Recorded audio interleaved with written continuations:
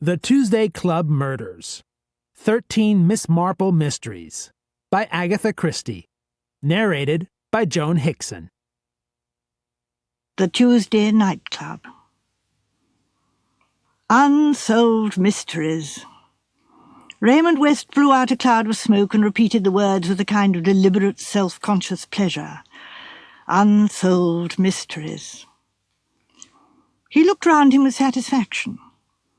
The room was an old one with broad black beams across the ceiling, and it was furnished with good old furniture that belonged to it. Hence Raymond West's approving glance. By profession he was a writer, and he liked the atmosphere to be flawless. His Aunt Jane's house always pleased him as the right setting for her personality. He looked across the hearth to where she sat erect in the big grandfather chair. Miss Marple wore a black brocade dress, very much pinched in round the waist. Mechlin lace was arranged in the cascade down the front of the bodice. She had on black lace mittens, and a black lace cap surmounted the piled-up masses of her snowy hair. She was knitting, something white and soft and fleecy. Her faded blue eyes, benignant and kindly, surveyed her nephew and her nephew's guests with gentle pleasure. They rested first on Raymond himself, self-consciously debonair, and then on Joyce Lempriere, the artist, with her close-cropped black head and queer hazel-green eyes. Then on that well-groomed man of the world, Sir Henry Clithering. There were two other people in the room, Dr. Pender, the elderly clergyman of the parish, and Mr. Petherick, the solicitor, a dried-up little man with eyeglasses, which he looked over and not through. Miss Marple gave a brief moment of attention to all these people and returned to her knitting with a gentle smile upon her lips. Mr. Petherick gave the dry little cough which he usually prefaced his remarks. "What is that you say, Raymond? Unsolved mysteries? Ha! And what about them?" "Nothing about them," said Joyce Lempriere. "Raymond just likes the sound of the words and of himself saying them." Raymond West gave her a glance of reproach, at which she threw back her head and laughed. "Oh, he is a humbug, isn't he, Miss Marple?" she demanded. "You know that, I'm sure." Miss Marple smiled gently at her, but made no reply. "Life itself is an unsolved mystery," said the clergyman gravely. Raymond sat up in his chair and flung away his cigarette with an impulsive gesture. "Oh, that's not what I mean. I was not talking philosophy," he said. "I was thinking of actual bare, prosaic facts, things that have happened that no one has ever explained." "I know just the sort of thing you mean, dear," said Miss Marple. "For instance, Mrs. Carruthers had a very strange experience yesterday morning. She bought 2 gills of peeled shrimps at Elliott's. She called at 2 other shops, and when she got home she found she had not got the shrimps with her. She went back to the 2 shops she had visited, but these shrimps had completely disappeared. Now, that seems to me very remarkable." "A very fishy story," said Sir Henry Clithering gravely. "There are, of course, all kinds of possible explanations," said Miss Marple, her cheeks growing slightly pinker with excitement. "For instance, somebody else—" "My dear aunt," said Raymond West with some amusement, "I didn't mean that sort of village incident. I was thinking of murders and disappearances, the kind of thing that Sir Henry could tell us about by the hour if he liked." "But I never talk shop," said Sir Henry modestly. "No, I never talk shop." Sir Henry Clithering had been until lately Commissioner of Scotland Yard. "I suppose there are a lot of murders and things that never are solved by the police," said Joyce Lempriere. "That is an admitted fact, I believe," said Mr. Petherick. "I wonder," said Raymond West, "what class of brain really succeeds best in unravelling a mystery. One always feels that the average police detective must be hampered by lack of imagination." "That is the layman's point of view," said Sir Henry dryly. "You really want a committee," said Joyce, smiling. "For psychology and imagination, go to the writer." She made an ironical bow to Raymond, but he remained serious. "The art of writing gives one an insight into human nature," he said gravely. "One sees perhaps motives that the ordinary person would pass by." "I know, dear," said Miss Marple, "that your books are very clever, But do you think that people are really so unpleasant as you make them out to be?" "My dear aunt," said Raymond gently, "keep your beliefs. Heaven forbid that I should in any way shatter them." I mean," said Miss Marple, puckering her brow a little as she counted the stitches in her knitting, "that so many people seem to me not to be either bad or good, but simply, you know, very silly." Mr. Petherick gave his dry little cough again. "Don't you think, Raymond," he said, "that you attach too much weight to imagination? Imagination is a very dangerous thing, as we lawyers know only too well. To be able to sift evidence impartially, to take the facts and look at them as facts, that seems to me the only logical method of arriving at truth. I may add that in my experience it's the only one that succeeds." "Bah!" cried Joyce, flinging back her black head indignantly. "I bet I could beat you all at this game. I'm not only a woman, and say what you like, women have an intuition that is denied to men. I'm an artist as well. I see things that you don't. And then, too, as an artist, I've knocked about amongst all sorts and conditions of people. I know life as darling Miss Marple here cannot possibly know it." "Why, I don't know about that, dear," said Miss Marple. "Very painful and distressing things happen in villages sometimes." "May I speak?" said Dr. Pender, smiling. "It is the fashion nowadays to decry the clergy, I know. But we hear things. We know a side of human character which is a sealed book to the outside world." "Well," said Joyce, "it seems to me we are a pretty representative gathering. How would it be if we formed a club? What is it today? Tuesday. We'll call it the Tuesday Night Club. It is to meet every week, and each member in turn has to propound a problem, some mystery of which they have personal knowledge, and to which, of course, they know the answer. Let me see, how many are we? 1, 2, 3, 4, 5. Well, we really ought to be 6. "You've forgotten me, dear," said Miss Marple, smiling brightly. Joyce was slightly taken aback, but she concealed the fact quickly. "Oh, that would be lovely, Miss Marple," she said. I didn't think you would care to play." "I think it would be very interesting," said Miss Marple, "especially with so many clever gentlemen present. I'm afraid I'm not very clever myself, but living all these years in St. Mary Mead does give one insight into human nature." "I am sure your cooperation will be very valuable," said Sir Henry courteously. "Who is going to start?" said Joyce. "I think there is no doubt as to that," said Dr. Pender. "When we have the great good fortune to have such a distinguished man as Sir Henry staying with us—" He left his sentence unfinished, making a courtly bow in the direction of Sir Henry. The latter was silent for a minute or two. At last he sighed and recrossed his legs and began, "Oh, it's a little difficult for me to select just the kind of thing you want. But I think, as it happens, I know of an instance which fits these conditions very aptly. You may have seen some mention of the case in the papers of a year ago. It was laid aside at the time as an unsolved mystery. But as it happens, the solution came into my hands not many days ago. The facts are very simple. 3 people sat down to a supper consisting, amongst other things, of tinned lobster. Later in the night, all 3 were taken ill, and a doctor was hastily summoned. 2 of the people recovered. The 3rd one died."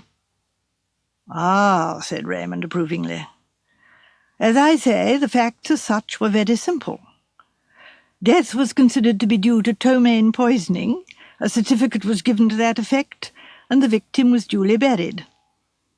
But things did not rest at that." Miss Marple nodded her head. "Oh, there was talk, I suppose," she said. "There usually is. And now I must describe the actors in this little drama. I'll call the husband and wife Mr. and Mrs. Jones, and the wife's companion Miss Clark. Mr. Jones was a traveller for a firm of manufacturing chemists. He was a good-looking man in a kind of coarse, florid way, aged about 50. His wife was rather a commonplace woman of about 45. The companion, Miss Clark, was a woman of 60, a stout, cheery woman with a beaming, rubicund face. None of them, you might say, very interesting. Now, the beginning of the troubles arose in a very curious way. Mr. Jones had been staying the previous night at a small commercial hotel in Birmingham. It happened that the blotting paper in the blotting book had been put in fresh that day, and the chambermaid, having apparently nothing better to do, amused herself by studying the blotter in the mirror just after Mr. Jones had been writing a letter there. A few days later, there was a report in the papers of the death of Mrs. Jones as a result of eating tinned lobster, and the chambermaid then imparted to her fellow servants the words that she had deciphered on the blotting pad. They were as follows: "Entirely dependent on my wife. When she is dead, I will... hundreds and thousands." You may remember that there had recently been a case of a wife being poisoned by her husband. It needed very little to fire the imagination of these maids. Mr. Jones had planned to do away with his wife and inherit hundreds of thousands of pounds. As it happened, one of the maids had relations living in the small market town where the Joneses resided. She wrote to them, and they in turn wrote to her. Mr. Jones, it seemed, had been very attentive to the local doctor's daughter, a good-looking young woman of 33. Scandal began to hum. The Home Secretary was petitioned. Numerous anonymous letters poured into Scotland Yard, all accusing Mr. Jones of having murdered his wife. Now, I may say that not for one moment did we think there was anything in it except idle village talk and gossip. Nevertheless, to quiet public opinion, an exhumation order was granted. It was one of these cases of popular superstition based on nothing solid whatever, which proved to be so surprisingly justified. As a result of the autopsy, sufficient arsenic was found to make it quite clear that the deceased lady had died of arsenical poisoning. It was for Scotland Yard working with the local authorities to prove how that arsenic had been administered, and by whom. "Ah," said Joyce, "I like this. This is the real stuff." Suspicion naturally fell on the husband. He benefited by his wife's death, not to the extent of the hundreds of thousands romantically imagined by the hotel chambermaid, but to the very solid amount of £8,000. He had no money of his own apart from what he earned, and he was a man of somewhat extravagant habits, with a partiality for the society of women. We investigated as delicately as possible the rumour of his attachment to the doctor's daughter, but while it seemed clear that there had been a strong friendship between them at one time, there had been a most abrupt break 2 months previously, and they did not appear to have seen each other since. The doctor himself, an elderly man of straightforward and unsuspicious type, was dumbfounded at the result of the autopsy. He had been called in about midnight to find all 3 people suffering. He had realised immediately the serious condition of Mrs. Jones and had sent back to his dispensary for some opium pills to allay the pain. In spite of all his efforts, however, she succumbed. But not for a moment did he suspect that anything was amiss. He was convinced that her death was due to a form of botulism. Supper that night had consisted of tinned lobster and salad, trifle, and bread and cheese. Unfortunately, none of the lobster remained. It had all been eaten and the tin thrown away. He had interrogated the young maid, Gladys Lynch. She was terribly upset, very tearful and agitated, and he found it hard to get her to keep to the point. But she declared again and again that the tin had not been distended in any way, and that the lobster had appeared to her in perfectly good condition. Such were the facts we had to go upon. If Jones had feloniously administered arsenic to his wife, it seemed clear that it could not have been done in any of the things eaten at supper, as all 3 persons had partaken of the meal. Also, another point, Jones himself had returned from Birmingham just as supper was being brought into table, so that he would have had no opportunity of doctoring any of the food beforehand. "What about the companion?" asked Joyce, "the stout woman with the good-humoured face?" Sir Henry nodded. "Oh, we didn't neglect Miss Clark, I can assure you, but it seemed doubtful what motive she could have had for the crime. Mrs. Jones left her no legacy of any kind, and the net result of her employer's death was that she had to seek for another situation." "Then that seems to leave her out of it," said Joyce thoughtfully. "Now, one of my inspectors soon discovered a significant fact," went on Sir Henry. "After supper on that evening, Mr. Jones had gone down to the kitchen and had demanded a bowl of cornflour for his wife, who had complained of not feeling well. He had waited in the kitchen until Gladys Lynch prepared it, and then carried it up to his wife's room himself. That, I admit, seemed to clinch the case." The lawyer nodded. "Motive," he said, ticking the point off on his fingers. "Opportunity. As a traveller for a firm of druggists, easy access to the poison." "And a man of weak moral fibre," said the clergyman. Raymond West was staring at Sir Henry. "There's a catch in this summer," he said. "Why didn't you arrest him?" Sir Henry smiled rather wryly. "Oh, that's the unfortunate part of the case. So far all had gone swimmingly, but now we came to the snags. Jones was not arrested because, on interrogating Miss Clark, she told us that the whole of the bowl of cornflour was drunk not by Mrs. Jones, but by her. Yes, it seems she went to Mrs. Jones' room, as was her custom. Mrs. Jones was sitting up in bed, and the bowl of cornflour was beside her. "I'm not feeling a bit well, Milly," she said. "Serves me right, I suppose, for touching lobster at night. I asked Albert to get me a bowl of cornflour, but now that I've got it, I don't seem to fancy it." "A pity," commented Miss Clark. "It's nicely made, too, no lumps.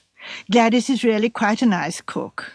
Very few girls nowadays seem to be able to make a bowl of cornflour nicely. I declare I quite fancy it myself, I'm that hungry." "I should think you are, with your foolish ways," said Mrs. Jones. "I must explain," broke off Sir Henry, "that Miss Clark, alarmed at her increasing stoutness, was trying to slim, and was doing a course of what is popularly known as banting." "It's not good for you, Milly, it really isn't," urged Mrs. Jones. "If the Lord made you stout, he meant you to be stout. You drink up that bowl of cornflour. Do you all the good in the world." And straight away Miss Clark set to, and did in actual fact finish the bowl. So you see that knocked our case against the husband to pieces. Asked for an explanation of the words on the blotting book, Jones gave one readily enough. The letter, he explained, was in answer to one written from his brother in Australia, who had applied to him for money. He had written, pointing out that he was entirely dependent on his wife. When his wife was dead, he would have control of money and would assist his brother if possible. He regretted his inability to help, but pointed out that there were hundreds and thousands of people in the world in the same unfortunate plight. "And so the case fell to pieces," said Dr. Pender. "And so the case fell to pieces," said Sir Henry gravely. "We couldn't take the risk of arresting Jones with nothing to go upon." There was silence, and then Joyce said, "And that is all, is it?" "That is the case as it stood for the last year. The true solution is now in the hands of Scotland Yard, and in 2 or 3 days' time you'll probably read of it in the newspapers." "The true solution," said Joyce thoughtfully. "I wonder. Now let's all think for 5 minutes and then speak." Raymond West nodded and noted the time on his watch. When the 5 minutes were up, he looked over at Dr. Pender. "Will you speak first?" he said. The old man shook his head. "I confess," he said, "that I am utterly baffled. I can but think that the husband in some way must be the guilty party, but how he did it I cannot imagine. I can only suggest that he must have given her the poison in some way that has not yet been discovered. although how in that case it should have come to light after all this time I cannot imagine. Joyce? The companion, said Joyce decidedly. The companion every time. How do we know what motive she may have had? Just because she was old and stout and ugly doesn't follow that she wasn't in love with Jones herself. She may have hated the wife for some other reason. Think of being a companion, always having to be pleasant and agree and stifle yourself and bottle yourself up. One day she couldn't bear it any longer, and then she killed her. Oh, she probably put arsenic in the bowl of cornflour, and all that story about eating it herself is a lie. Mr. Petherick? The lawyer joined the tips of his fingers together professionally. Oh, I should hardly like to say. On the facts, I should hardly like to say. But you've got to, Mr. Petherick, said Joyce. You can't reserve judgment and say, without prejudice, and be legal. You've got to play the game. On the facts, said Mr. Petherick, there seems nothing to be said. It's my private opinion, having seen, alas, too many cases of this kind, that the husband was guilty. The only explanation that will cover the fact seems to me that Miss Clark, for some reason or other, deliberately sheltered him. May have been some financial arrangement made between them. He might realize that he would be suspected, and she, seeing only a future of poverty before her, may have agreed to tell the story of drinking the cornflour in return for a substantial sum to be paid to her privately. That was the case. It was, of course, most irregular. Most irregular indeed. I disagree with you all, said Raymond. You've forgotten the one important factor in the case. The doctor's daughter. I'll give you my reading of the case. The tinned lobster was bad. It accounted for the poisoning symptoms. The doctor was sent for. He finds Mrs. Jones, who has eaten more lobster than the others, in great pain, and he sends, as you told us, for some opium pills. He doesn't go himself. He sends. Who will give the messenger the opium pills? Clearly his daughter. Very likely she dispenses his medicines for him. She is in love with Jones, and at this moment all the worst instincts in her nature rise, and she realizes that the means to procure his freedom are in her hands. The pills she sends contain pure white arsenic. That is my solution. And now, Sir Henry, tell us, said Joyce eagerly. One moment, said Sir Henry. Miss Marple has not yet spoken. Oh, dear, dear, she said. Dropped another stitch. I've been so interested in the story. Oh, a sad case, a very sad case. It reminds me of old Mr. Hargraves, who lived up at the Mount.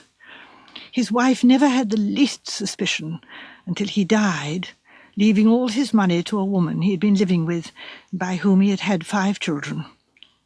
She had at one time been their housemaid. Such a nice girl, Mrs. Hargraves always said, thoroughly to be relied upon to turn the mattresses every day. Oh, except Fridays, of course. And there was old Hargraves keeping this woman in a house in the neighbouring town and continuing to be a churchwarden and to hand round the plate every Sunday. My dear Aunt Jane, said Raymond with some impatience, what have dead and gone Hargraves to do with this case? This story made me think of him at once, said Miss Marple. The facts are so very alike, aren't they? I suppose the poor girl has confessed now, and that is how you know Sir Henry. What girl? Said Raymond. My dear aunt, what are you talking about? That poor girl, Gladys Lynch, of course. The one who was so terribly agitated when the doctor spoke to her. And well she might be, poor thing. I hope that wicked Jones is hanged, I'm sure, making that poor girl into a murderess. I suppose they will hang her too, poor thing. I think, Miss Marple, that you are under a slight misapprehension, began Mr. Petherick. But Miss Marple shook her head obstinately and looked across at Sir Henry. I am right, am I not? It seems so clear to me. The hundreds and thousands. And the trifle. I mean, one cannot miss it. What about the trifle and the hundreds and thousands? Cried Raymond. His aunt turned to him. Cooks nearly always put hundreds and thousands on trifle, dear, she said. Those little pink and white sugar things. Of course, when I heard that they had had trifle for supper, the husband had been writing to someone about hundreds and thousands, I naturally connected the two things together. That is where the arsenic was, in the hundreds and thousands. He left it with the girl and told her to put it on the trifle. But that's impossible, said Joyce quickly. They all ate the trifle. Oh, no, said Miss Marple. The companion was Banting, you remember. You never eat anything like trifle if you're Banting. And I expect Jones just scraped the hundreds of thousands off his share and left them at the side of his plate. It was a clever idea, but a very wicked one. The eyes of the others were all fixed upon Sir Henry. It's a very curious thing, he said slowly, but Miss Marple seems to have hit upon the truth. Jones had got Gladys Lynch into trouble, as the saying goes. She was nearly desperate. He wanted his wife out of the way and promised to marry Gladys when his wife was dead. He doctored the hundreds and thousands and gave them to her with instructions how to use them. Gladys Lynch died a week ago. Her child died at birth, and Jones had deserted her for another woman. When she was dying, she confessed the truth.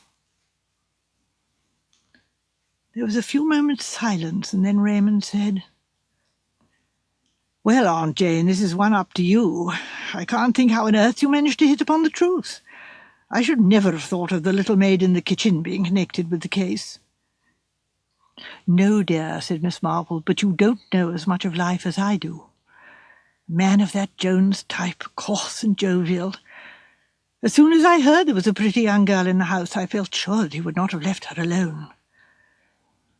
It's all very distressing and painful, and not a very nice thing to talk about. I can't tell you the shock it was to Mrs. Hargraves, and a 9 days' wonder in the village." Ingots of gold. "I don't know that the story that I'm going to tell you is a fair one," said Raymond West, "because I can't give you the solution of it. Yet the facts were so interesting and so curious that I should like to propound it to you as a problem. Perhaps between us we may arrive at some logical conclusion. The date of these happenings was 2 years ago, when I went down to spend Whitsuntide with a man called John Newman in Cornwall." "Cornwall?" said Joyce Lempriere sharply. "Yes, why?" "Oh, nothing. Only it's odd. My story is about a place in Cornwall, too. A little fishing village called Rathole. Don't tell me yours is the same." "No, my village is called Polperron. It's situated on the west coast of Cornwall, a very wild and rocky spot. I had been introduced a few weeks previously and had found John Newman a most interesting companion. A man of intelligence and independent means, he was possessed of a romantic imagination. As a result of his latest hobby, he had taken the lease of Pol House. He was an authority on Elizabethan times, and he described to me in vivid and graphic language the rout of the Spanish Armada. So enthusiastic was he that one could almost imagine he had been an eyewitness at the scene. Is there anything in reincarnation? I wonder, I very much wonder." "You are so romantic, Raymond, dear," said Miss Marple, looking benignantly at him. "Romantic is the last thing that I am," said Raymond West, slightly annoyed. "But this fellow Newman was chock full of it, and he interested me for that reason as a curious survival of the past. It appears that a certain ship belonging to the Armada, and known to contain a vast amount of treasure in the form of gold from the Spanish Main, was wrecked off the coast of Cornwall on the famous and treacherous Serpent Rocks. For some years, so Newman told me, attempts had been made to salve the ship and recover the treasure. I believe such stories are not uncommon, though the number of mythical treasure ships is largely in excess of the genuine ones. A company had been formed, but had gone bankrupt, and Newman had been able to buy the rights of the thing, or whatever you call it, for a mere song. He waxed very enthusiastic about it all. According to him, it was merely a question of the latest scientific up-to-date machinery. The gold was there, and he had no doubt whatever that it could be recovered. It occurred to me as I listened to him how often things happen that way. A rich man such as Newman succeeds almost without effort, and yet in all probability the actual value in money of his find would mean little to him. I must say that his ardour affected me. I saw galleons drifting up the coast, flying before the storm, beaten and broken on the black rocks. The mere word galleon has a romantic sound.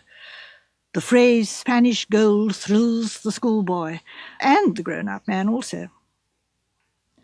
Moreover, I was working at the time upon a novel, some scenes of which were laid in the 16th century, and I saw the prospect of getting valuable local colour from my host. I set off that Friday morning from Paddington in high spirits, and looking forward to my trip. The carriage was empty except for one man who sat facing me in the opposite corner. He was a tall, soldierly-looking man, and I couldn't rid myself of the impression that somewhere or other I'd seen him before. I cudgelled my brains for some time in vain, but at last I had it. My travelling companion was Inspector Badgeworth, and I'd run across him when I was doing a series of articles on the Everson disappearance case. I recalled myself to his notice, and we were soon chattering pleasantly enough. When I told him I was going to Polperron, he remarked that that was a rum coincidence, because he himself was also bound for that place.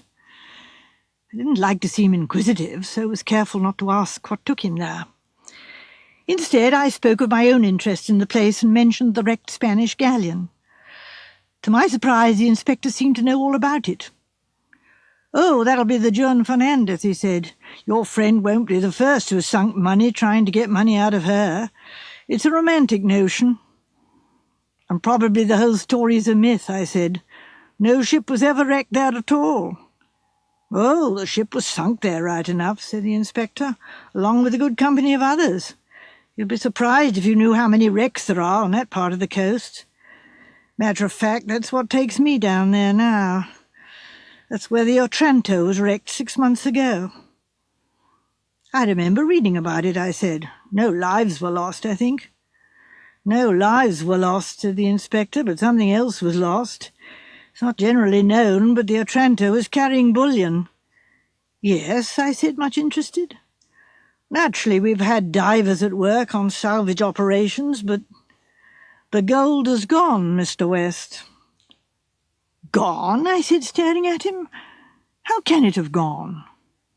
"That's the question," said the inspector. "The rocks tore a gaping hole in her strong room. Easy enough for the divers to get in that way, but they found the strong room empty. The question is, was the gold stolen before the wreck or afterwards? Was it ever in the strong room at all?" "Seems a curious case," I said. "It is a very curious case when you consider what bullion is. Not a diamond necklace you could put into your pocket. When you think how cumbersome it is and how bulky, well, the whole thing seems absolutely impossible. There may have been some hocus-pocus before the ship sailed, but if not, it must have been removed within the last 6 months, and I'm going down to look into the matter." I found Newman waiting to meet me at the station. He apologised for the absence of his car, which had gone to Truro for some necessary repairs. Instead, he met me with a farm lorry belonging to the property.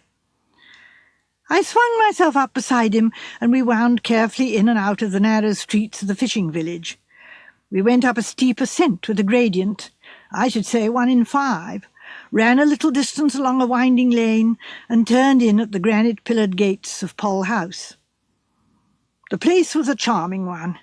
It was situated high up the cliffs with a good view out to sea. Part of it was some 300 or 400 years old, and a modern wing had been added. Behind it, farming land of about 7 or 8 acres ran inland. "Welcome to Pole House," said Newman, "and to the sign of the Golden Galleon." And he pointed to where over the front door hung a perfect reproduction of a Spanish galleon, with all sails set. My first evening was a most charming and instructive one. My host showed me the old manuscripts relating to the Juan Fernandez. He unrolled charts for me and indicated positions on them with dotted lines, and he produced plans of diving apparatus, which I may say mystified me utterly and completely. I told him of my meeting with Inspector Badgeworth, in which he was much interested. "There are queer people round this coast," he said reflectively. "Smuggling and wrecking is in their blood. When a ship goes down on their coast, they cannot help regarding it as lawful plunder meant for their pockets. There's a fellow here I should like you to see. He's an interesting survival." Next day dawned bright and clear. I was taken down into Polperron and there introduced to Newman's diver, a man called Higgins. He was a wooden-faced individual, extremely taciturn, and his contributions to the conversation were mostly monosyllables. After a discussion between them on highly technical matters, we adjourned to the Three Anchors. A tankard of beer somewhat loosened the worthy fellow's tongue. "Detective gentleman from London has come down," he grunted.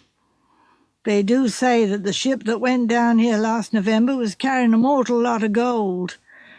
Well, she wasn't the first to go down, she won't be the last." "Hear, hear," chimed in the landlord of the Three Anchors. "That's a true word you say there, Bill Higgins." "I reckon it is, Mr. Kelvin," said Higgins. I looked with some curiosity at the landlord. He was a remarkable man, dark and swarthy, with curiously broad shoulders. His eyes were bloodshot, and he had a curiously furtive way of avoiding one's glance. I suspected that this was the man of whom Newman had spoken, saying he was an interesting survival. "We don't want interfering foreigners on this coast," he said somewhat truculently. "Meaning the police?" asked Newman, smiling. "Meaning the police. And others," said Kelvin significantly.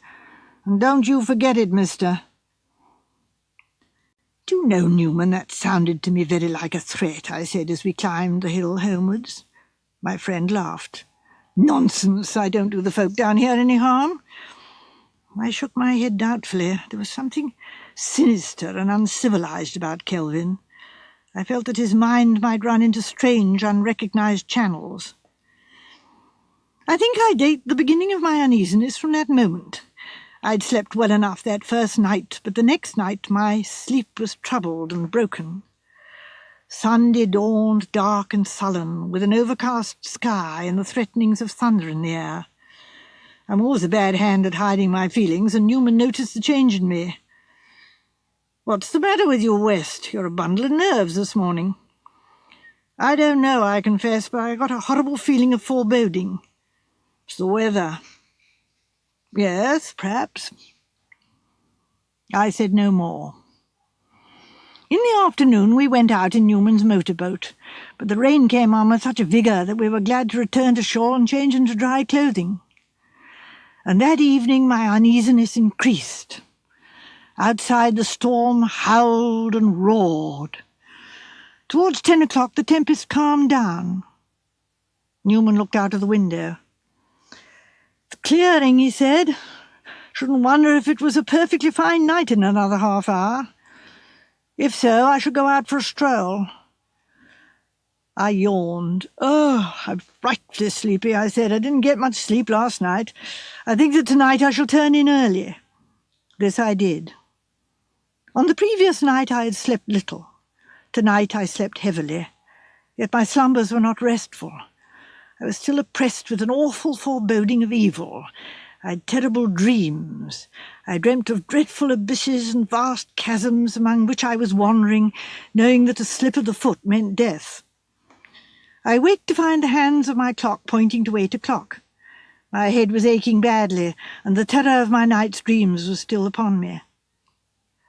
When I went to the window and drew it up, I started back with a fresh feeling of terror, for the first thing I saw, or thought I saw, was a man digging an open grave. It took me a minute or two to pull myself together. Then I realized that the grave-digger was Newman's gardener, and the grave was destined to accommodate 3 new rose trees which were lying on the turf, waiting for the moment they should be securely planted in the earth. The gardener looked up and saw me and touched his hat. "Good morning, sir. Nice morning, sir." "I suppose it is," I said doubtfully. still unable to shake off completely the depression of my spirits. However, as the gardener had said, it was certainly a nice morning. The sun was shining, the sky a clear pale blue that promised fine weather for the day. I went down to breakfast whistling a tune. Newman had no maids living in the house. 2 middle-aged sisters who lived in a farmhouse nearby came daily to attend to his simple wants. One of them was placing the coffee pot on the table as I entered the room. "Good morning, Elizabeth," I said. "Mr. Newman not down yet?" "He must have been out very early, sir," she replied. "He wasn't in the house when we arrived." Instantly my uneasiness returned. On the 2 previous mornings Newman had come down to breakfast somewhat late, and I didn't fancy that at any time he was an early riser. Moved by those forebodings, I ran up to his bedroom. It was empty, and moreover, his bed had not been slept in. A brief examination of his room showed me 2 other things. If Newman had gone out for a stroll, he must have gone out in his evening clothes, for they were missing. I was sure now that my premonition of evil was justified. Newman had gone, as he said he would do, for an evening stroll. For some reason or other he had not returned. Why? Had he met with an accident? Fallen over the cliffs? A search must be made at once. In a few hours I had collected a large band of helpers, and together we hunted in every direction along the cliffs and on the rocks below. But there was no sign of Newman. In the end, in despair, I sought out Inspector Badgeworth. His face grew very grave. "Looks to me as if there'd been foul play," he said. "There are some not over-scrupulous customers in these parts. Have you seen Kelvin, the landlord of the 3 Anchors?" I said that I had seen him. "Did you know he did a turn in jail 4 years ago? Assault and battery?" "It doesn't surprise me," I said. "The general opinion in this place seems to be that your friend is a bit too fond of nosing his way into things that do not concern him. Hope he's come to no serious harm." The search was continued with redoubled vigour. It was not until late that afternoon that our efforts were rewarded. We discovered Newman in a deep ditch in a corner of his own property. His hands and feet were securely fastened with rope, and a handkerchief had been thrust into his mouth and secured there so as to prevent him calling out. He was terribly exhausted and in great pain, but after some massaging of his wrists and ankles and a long draught from a whisky flask, he was able to give his account of what had occurred. The weather having cleared, he had gone out for a stroll about 11 o'clock.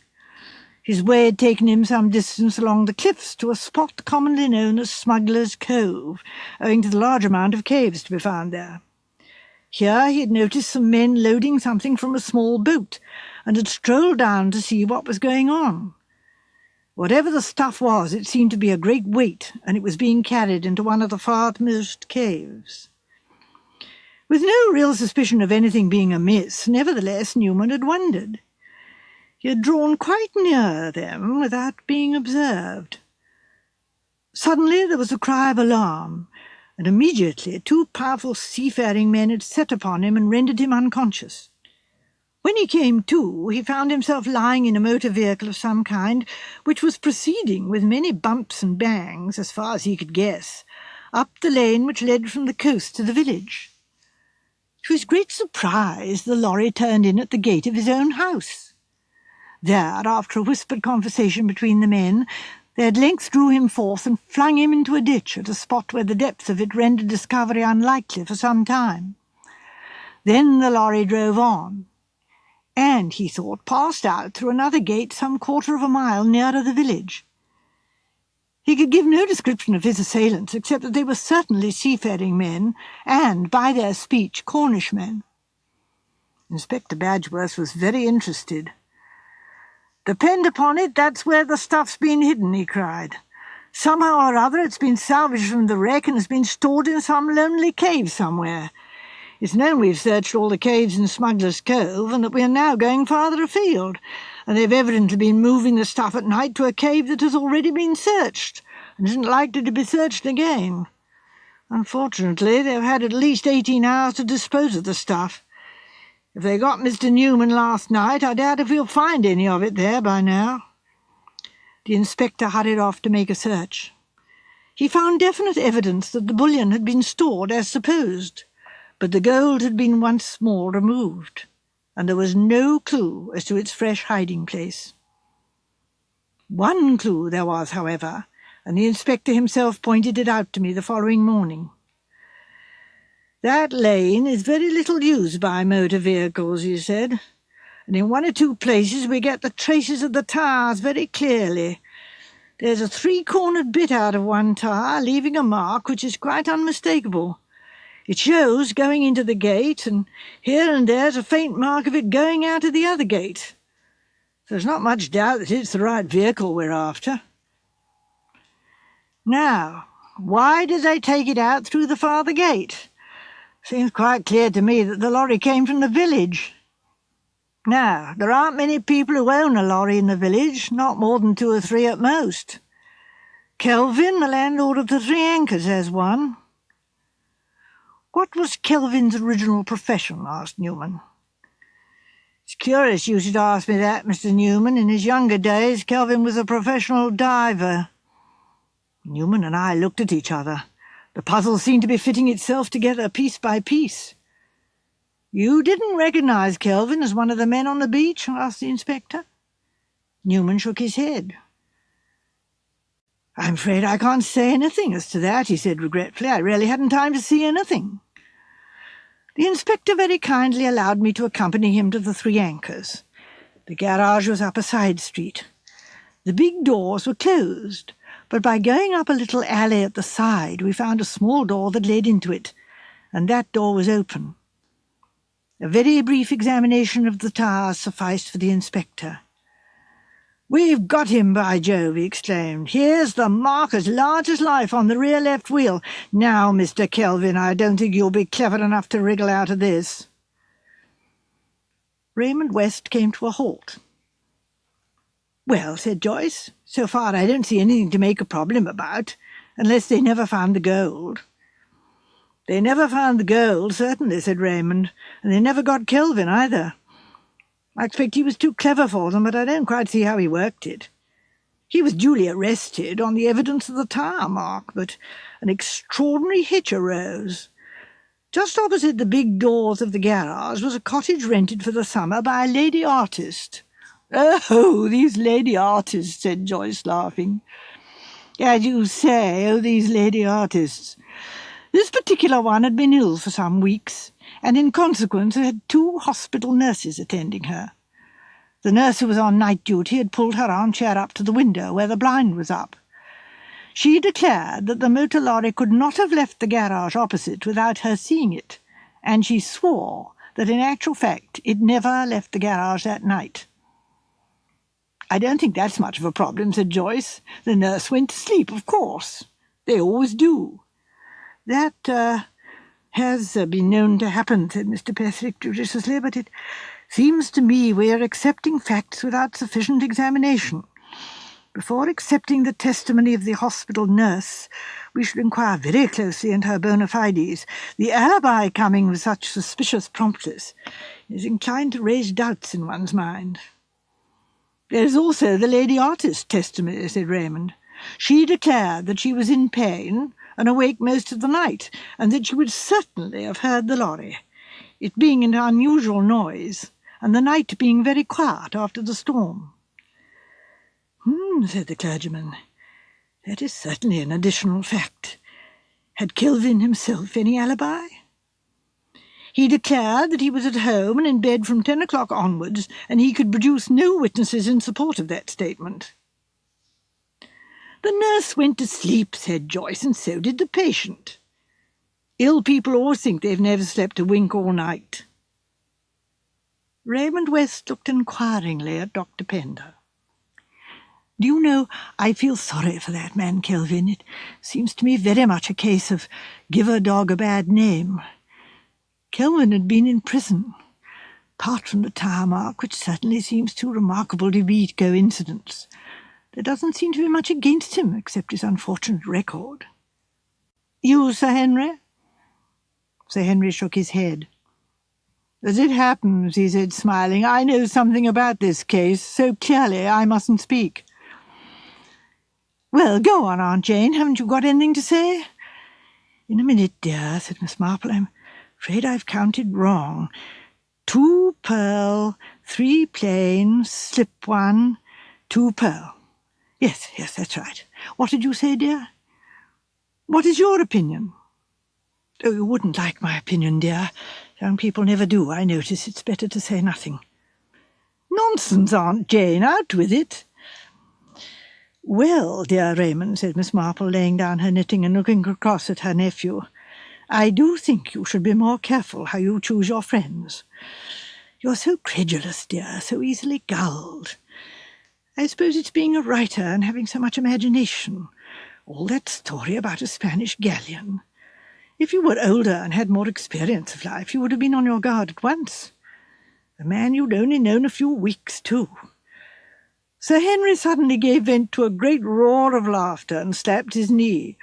"Got you this time, Raymond," he said.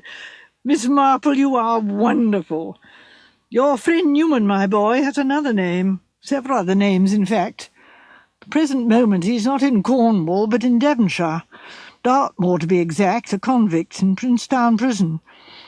We didn't catch him over the stolen bullion business, but over the rifling of the strong room of one of the London banks. Then we looked up his past record, and we found a good portion of the stolen gold buried in the garden at Poll House. It's rather a neat idea. All along that Cornish coast there are stories of wrecked galleons full of gold, but a scapegoat was needed, and Kelvin was ideal for the purpose. Newman played his little comedy very well, and our friend Raymond, with his celebrity as a writer, made an unimpeachable witness." "But the tire mark," objected Joyce. "Oh, I saw that at once, dear, although I know nothing about motors," said Miss Marple. "People change a wheel, you know. I've often seen them doing it. And of course they could take a wheel off Kelvin's lorry, take it out through the small door into the alley, and put it onto Mr. Newman's lorry, and take the lorry out of one gate down to the beach. Fill it up with the gold, and bring it up through the other gate, and then they must have taken the wheel back and put it back on Mr. Kelvin's lorry, while I suppose someone else was tying up Mr. Newman in a ditch. Very uncomfortable for him, and probably longer before he was found than he had expected. I suppose the man who called himself the gardener attended to that side of the business." "Why do you say called himself the gardener, Aunt Jane?" asked Raymond curiously. "Well, he can't have been a real gardener, can he?" said Miss Marple. "Gardeners don't work on Whit Monday. Everybody knows that." She smiled and folded up her knitting. "It was really that little fact that put me on the right scent," she said. She looked across at Raymond. "When you are a householder, dear, and have a garden of your own, you will know these little things." The blood-stained pavement. "It's curious," said George Lempriere, "but I hardly like telling you my story. It happened a long time ago, 5 years ago to be exact, but it's sort of haunted me ever since. The smiling, bright top part of it, and the hidden gruesomeness underneath. And the queer thing is that the sketch I painted at the time has become tinged with the same atmosphere.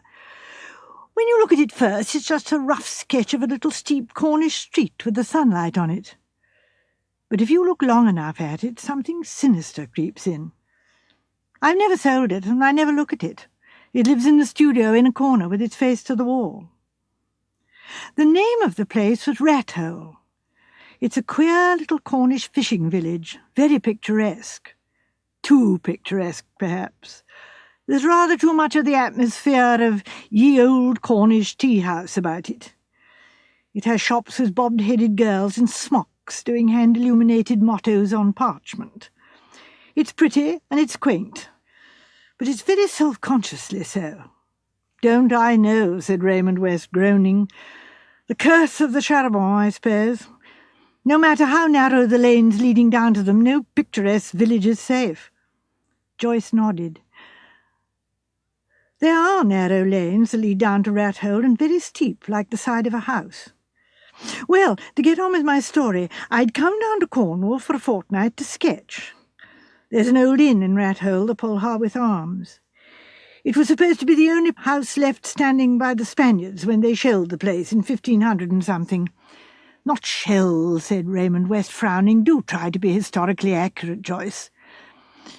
Well, at all events, they landed guns somewhere along the coast and they fired them and the houses fell down. Anyway, that's not the point. The inn was a wonderful old place with a kind of porch in front, built on 4 pillars.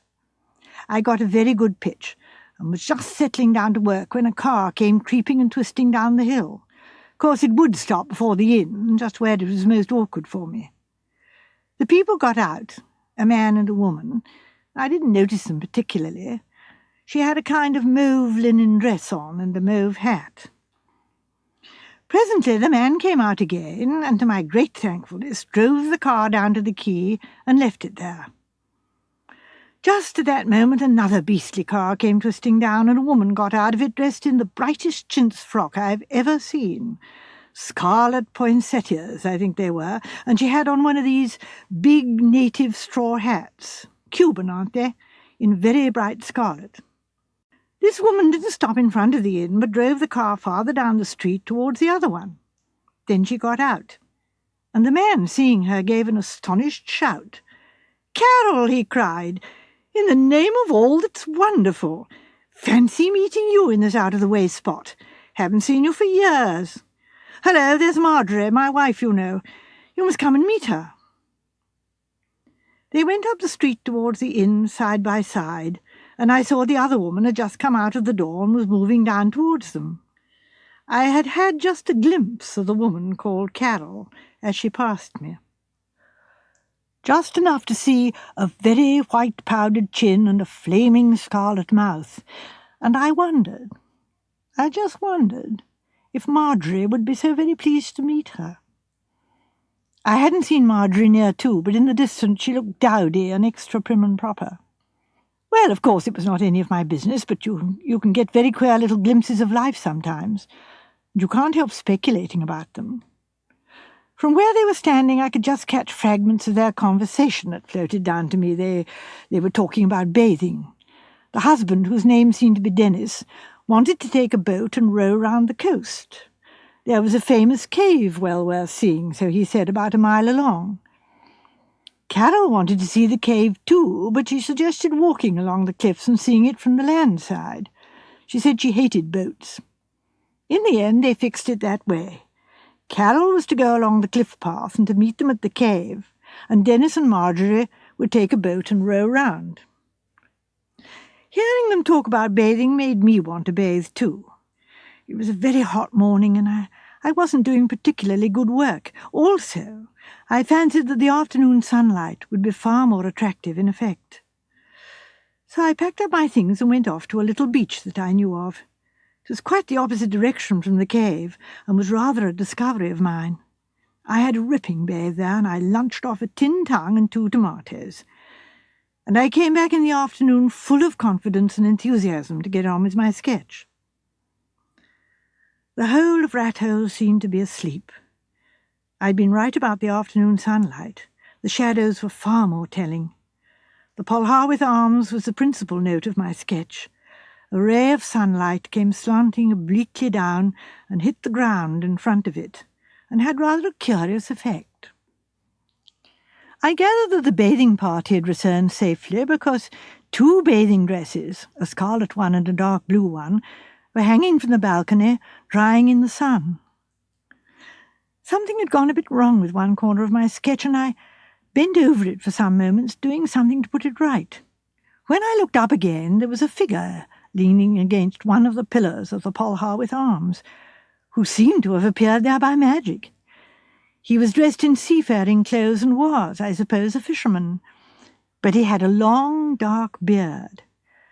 And if I had been looking for a model for a wicked Spanish captain, I couldn't have imagined anyone better.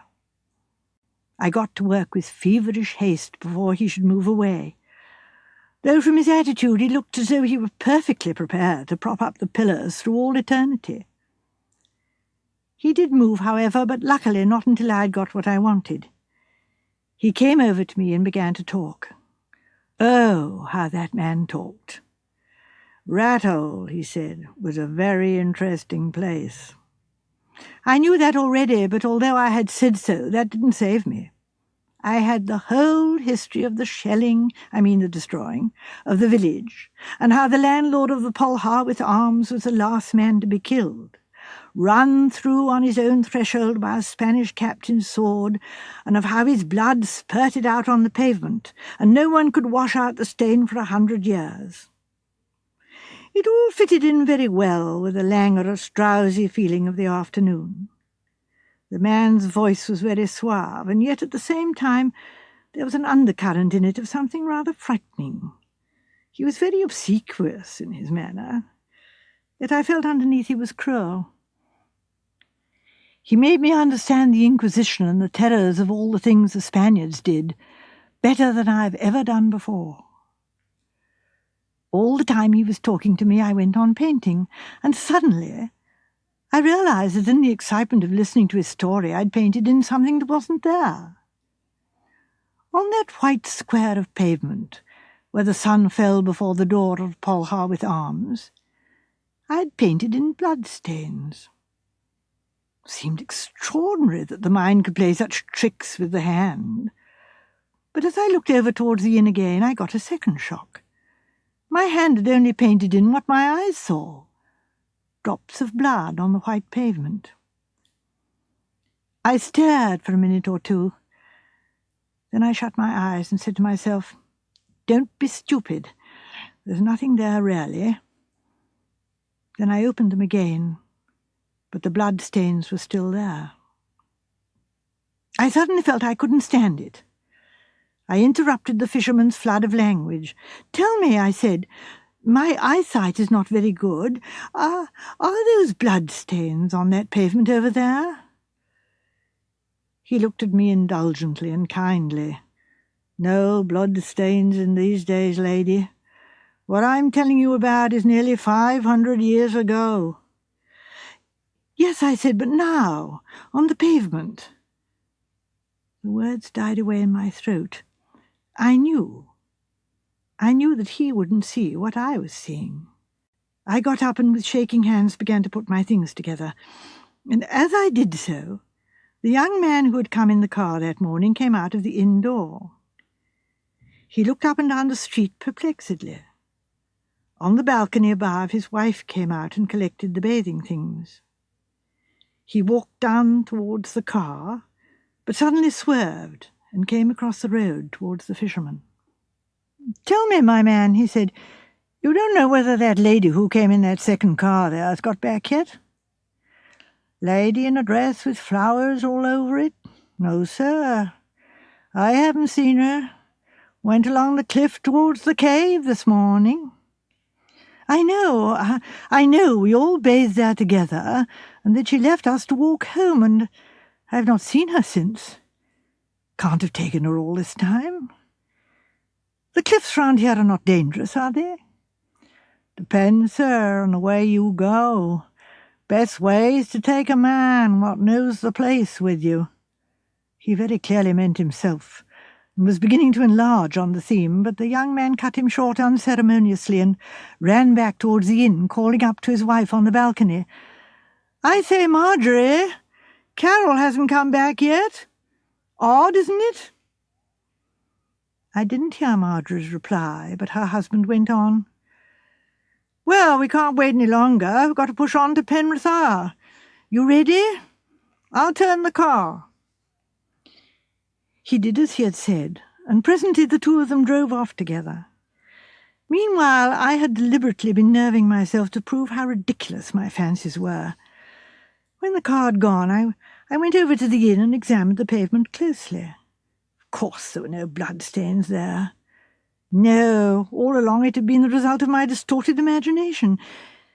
Yet somehow it seemed to make the thing more frightening. It was while I was standing there that I heard the fisherman's voice. He was looking at me curiously. "You thought you saw bloodstains here, eh, lady?"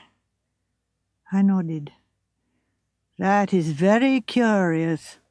Very curious. We got a superstition here, lady. If anyone sees those bloodstains—" He paused. "Well," I said.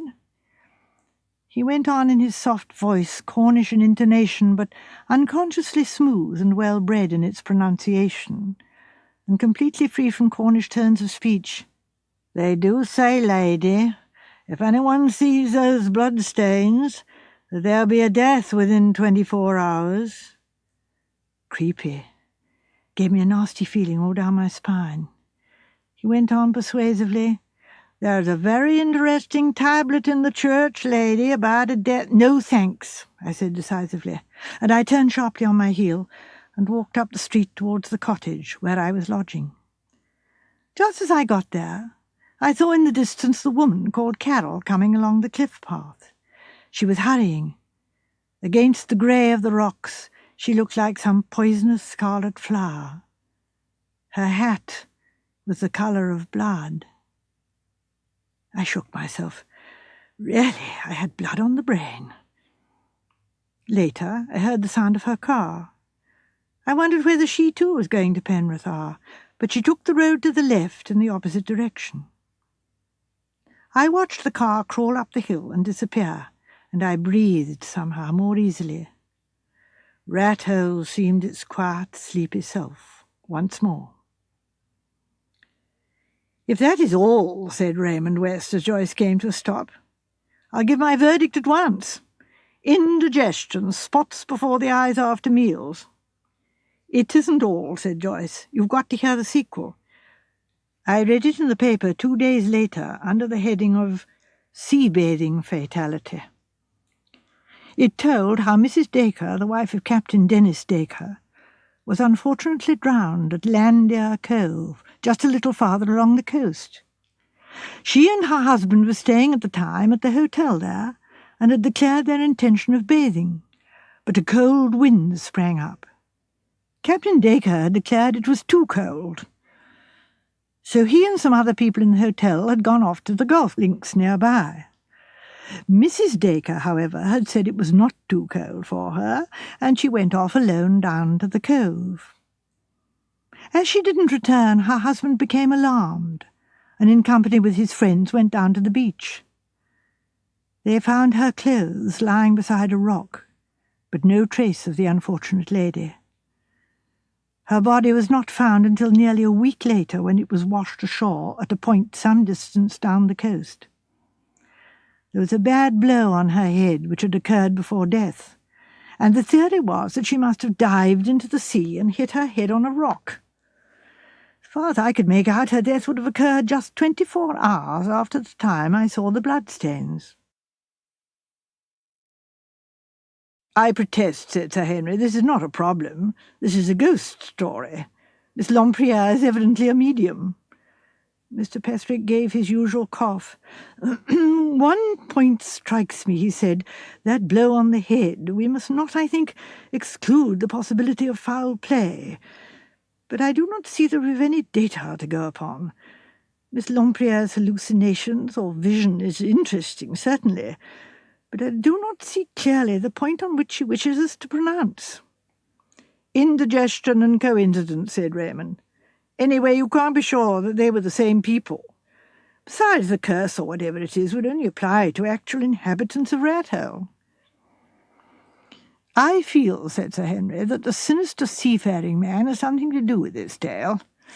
But I agree with Mr. Petherick. Miss Lempriere has given us very little data." Joyce turned to Dr. Pender, who smilingly shook his head.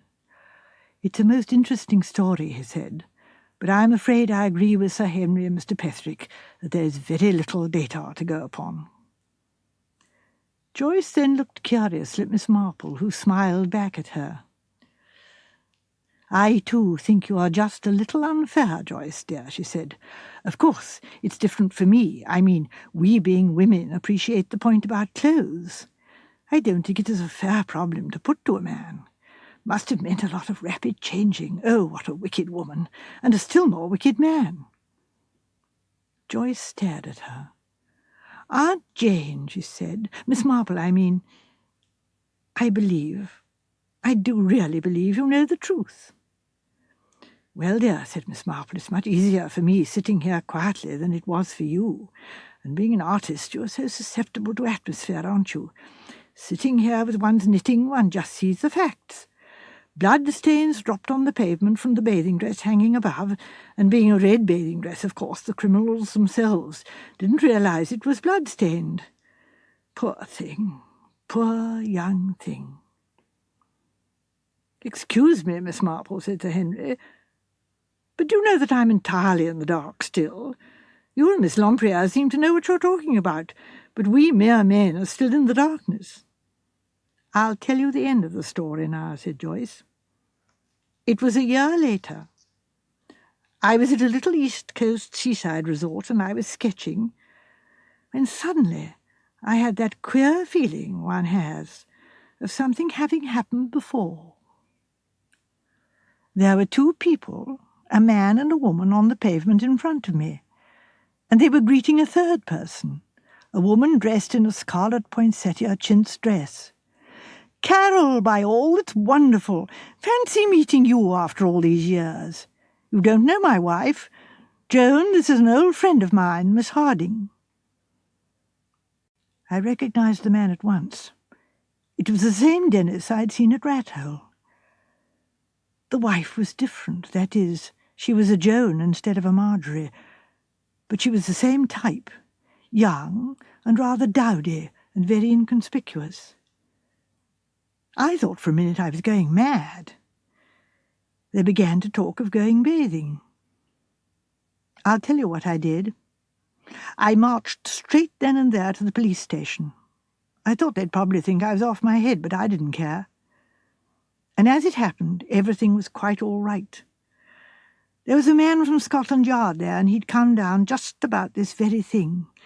It seems, well, it's horrible to talk about, that the police had got suspicious of Dennis Dacre. That wasn't his real name. He took different names on different occasions. He got to know girls, usually quiet, inconspicuous girls without many relatives or friends. He married them and insured their lives for large sums, and then... Oh, it's horrible. The woman called Carol was his real wife, and they always carried out the same plan. That is really how they came to catch him. The insurance companies became suspicious. He'd come to some quiet seaside place with his new wife, and then the other woman would turn up, and they would all go bathing together. Then the wife would be murdered, and Carol would put on her clothes and go back in the boat with him. Then they would leave the place, wherever it was, after inquiring for the supposed Carol, and when they got outside the village, Carol would hastily change back into her own flamboyant clothes and her vivid makeup, and would go back there and then drive off in her own car. They'd find out which way the current was flowing, and the supposed death would take place at the next bathing place along the coast that way. Carol would play the part of the wife, and would go down to some lonely beach and would leave the wife's clothes there by a rock, and depart in her flowery chintz dress to wait quietly until her husband could rejoin her. I suppose when they killed poor Marjorie, some of the blood must have spurted over Carol's bathing suit, and being a red one, they didn't notice it, as Miss Marple says, but when they hung it over the balcony, it dripped. Oh, she gave a shiver. Oh, I could see it still. Of course, said Sir Henry, I remember very well now. Davis was the man's real name. It quite slipped my memory that one of his many aliases was Dacre. They were an extraordinary cunning pair. It always seemed so amazing to me that no one spotted the change of identity. I suppose, as Miss Marple says, clothes are more easily identified than faces. But it was a very clever scheme, for although we suspected Davis, it was not easy to bring the crime home to him, as he always seemed to have an unimpeachable alibi. Aunt Jane, said Raymond, looking at her curiously, how do you do it? You've lived such a peaceful life, and yet nothing seems to surprise you. I always find one thing very like another in this world, said Miss Marple. There was Mrs. Green, you know. She buried 5 children, and every one of them insured. Well, naturally, one began to get suspicious. She shook her head. "There is a great deal of wickedness in village life. I hope you, dear young people, will never realize how very wicked the world is." The Idle House of Astarte. "And now, Dr. Pender, what are you going to tell us?" The old clergyman smiled gently. "My life has been passed in quiet places," he said. "Very few eventful happenings have come my way, yet once, when I was a young man, I had one very strange and tragic experience." "Ah," said Joyce Lempriere encouragingly. "I have never forgotten it," continued the clergyman.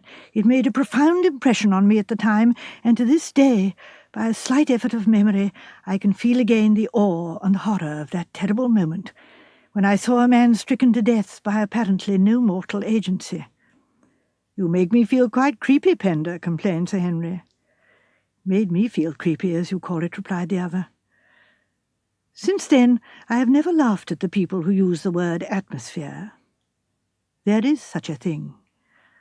There are certain places imbued and saturated with good or evil influences which can make their power felt." "That house, the Larches, is a very unhappy one," remarked Miss Marple. "Old Mr. Smithers lost all his money and had to leave it, and then the Carslakes took it, and Johnny Carslake fell downstairs and broke his leg, and Mrs. Carslake had to go away to the south of France for her health.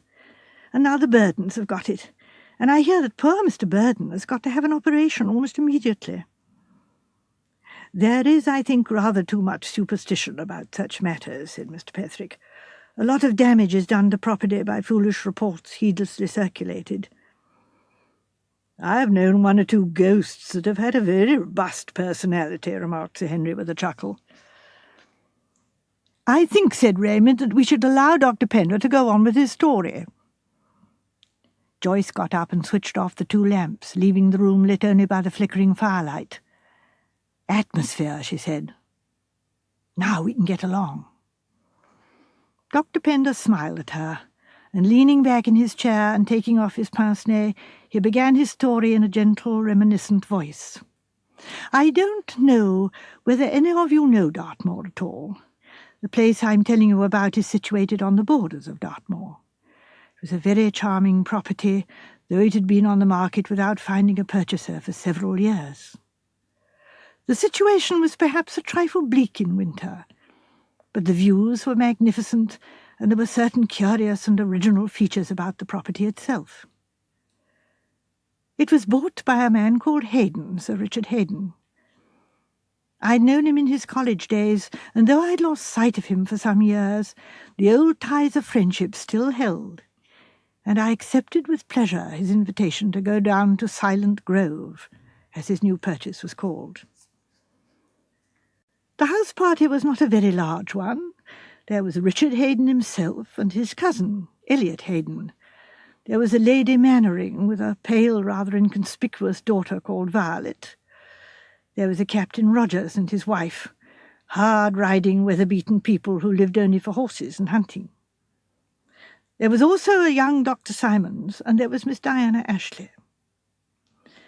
I knew something about the last named. Her picture was very often in the society papers, and she was one of the notorious beauties of the season. Her appearance was indeed very striking. She was dark and tall, with a beautiful skin of an even tint of pale cream, and her half-closed dark eyes, set slantways in her head, gave her a curiously piquant, oriental appearance. She had, too, a wonderful speaking voice, deep-toned and bell-like. I saw at once that my friend Richard Hayden was very much attracted by her, and I guessed that the whole party was merely arranged as a setting for her. Of her own feelings I was not so sure. She was capricious in her favours. One day talking to Richard and excluding everyone else from her notice, and another day she would favour his cousin, Elliot, and appear hardly to notice that such a person as Richard existed. And then again she would bestow the most bewitching smiles upon the quiet and retiring Dr. Simons. On the morning after my arrival, our host showed us all over the place.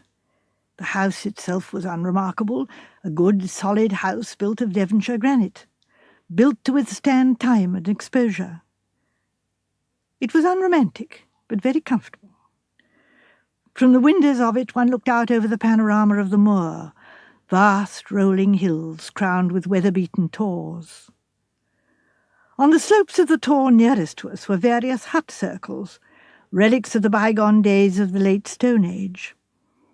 On another hill was a barrow, which had recently been excavated, and in which certain bronze implements had been found. Haydon was by way of being interested in antiquarian matters, and he talked to us with a great deal of energy and enthusiasm. This particular spot, he explained, was particularly rich in relics of the past.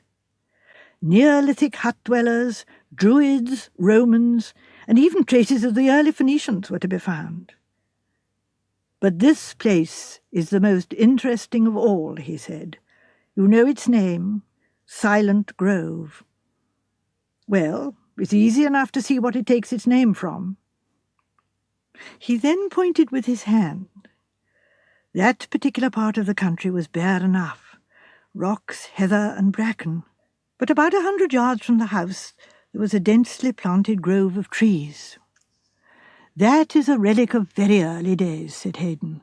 "The trees have died and been replanted, but on the whole it has been kept very much as it used to be. Perhaps in the time of the Phoenician settlers. Come and look at it." We all followed him. As we entered the grove of trees, a curious oppression came over me. I think it was the silence. No birds seemed to nest in those trees. There was a feeling about it of desolation and horror. I saw Haydon looking at me with a curious smile. "Any feeling about this place, Pender?" he asked me. "Antagonism now, or uneasiness?" "I don't like it," I said quietly. "You're within your rights. This was a stronghold of one of the ancient enemies of your faith.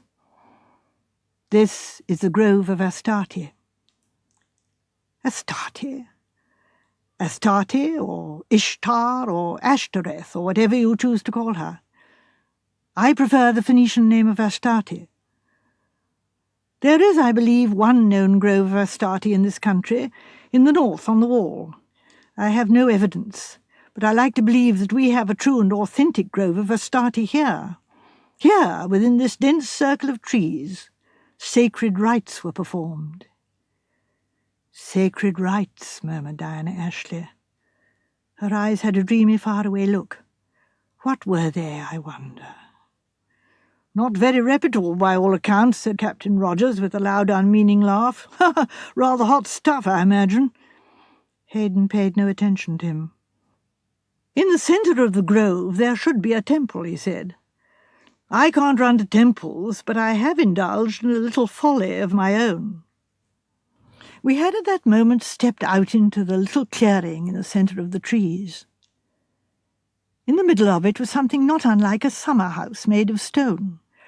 Diana Ashley looked inquiringly at Haydon. "I call it the Idol House," he said. "It is the Idol House of Astarte." He led the way up to it. Inside, on a rude ebony pillar, there reposed a curious image representing a woman with crescent horns seated on a lion. "Astarte of the Phoenicians," said Haydon, "the goddess of the moon." "The goddess of the moon," cried Diana. "Oh, do let's have a wild orgy tonight. Fancy dress, and we'll come out here in the moonlight and celebrate the rites of Astarte." I made a sudden movement, and Elliot Haydon, Richard's cousin, turned quickly to me. "You don't like all this, do you, Padre?" he said. "No," I said gravely, "I don't." He looked at me curiously. "But it's only tomfoolery. Dick can't know that this really is a sacred grove. It's just a fancy of his. He likes to play with the idea. And anyway, if it were..." "If it were?" "Well," he laughed uncomfortably, you don't believe in that sort of thing, do you? You, a parson?" "I am not sure that as a parson I ought not to believe in it." "But that sort of thing is all finished and done with." "I am not so sure," I said musingly. "I only know this. I am not as a rule a sensitive man to atmosphere, but ever since I entered this grove of trees I felt a curious impression and sense of evil and menace all round me." He glanced uneasily over his shoulder. "Yes," he said, "yes, it is queer somehow. I know what you mean, but I suppose it's only our imagination makes us feel like that. What do you say, Simons?" The doctor was silent a minute or two before he replied, then he said quietly, "I don't like it. I can't tell you why, but somehow or other I don't like it." At that moment Violet Mannering came across to me. "I hate this place," she cried. "I hate it. Do let's get out of it." We moved away, and the others followed us. Diana Ashley lingered. I turned my head over my shoulder and saw her standing in front of the idol house, gazing earnestly at the image within it. The day was an unusually hot and beautiful one, and Diana Ashley's suggestion of a fancy dress party that evening was received with general favour.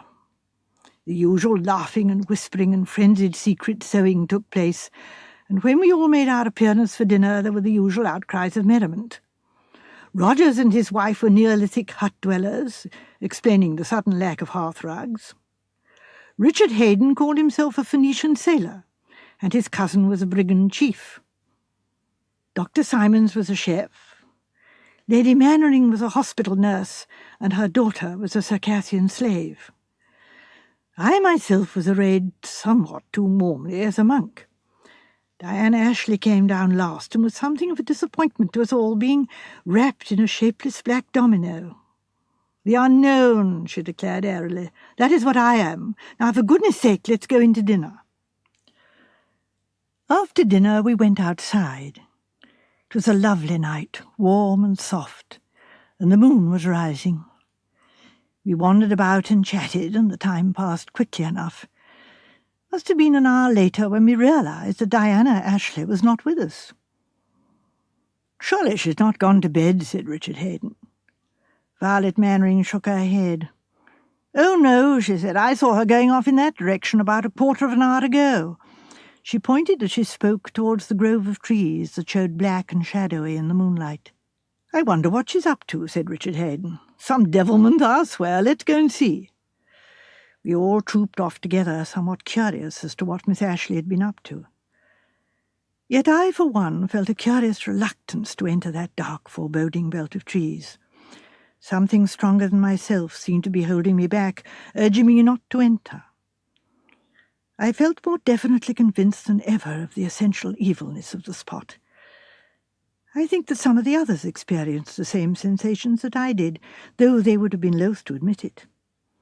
The trees were so closely planted that the moonlight could not penetrate. There were a dozen soft sounds all round us, whisperings and sighings.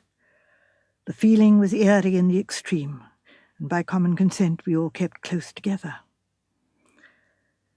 Suddenly we came out into the open clearing in the middle of the grove and stood rooted to the spot in amazement.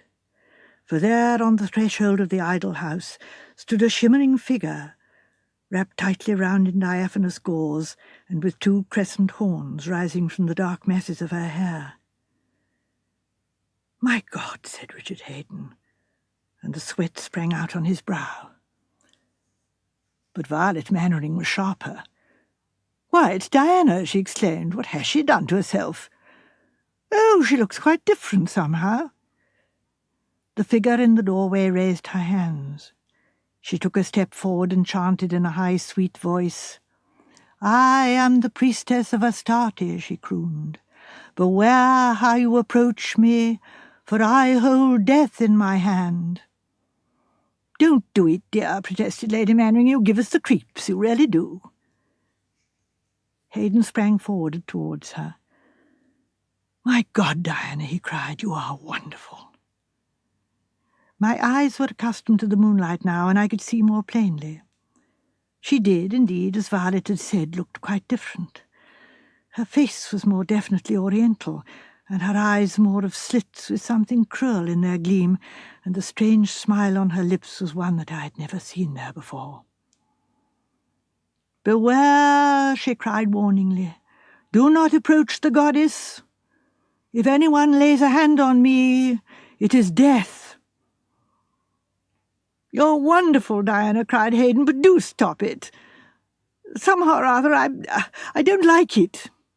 He was moving towards her across the grass, and she flung out a hand towards him. "Stop!" she cried. "One step nearer, and I'll smite you with the magic of Astarte." Richard Hayden laughed and quickened his pace, when all at once a curious thing happened.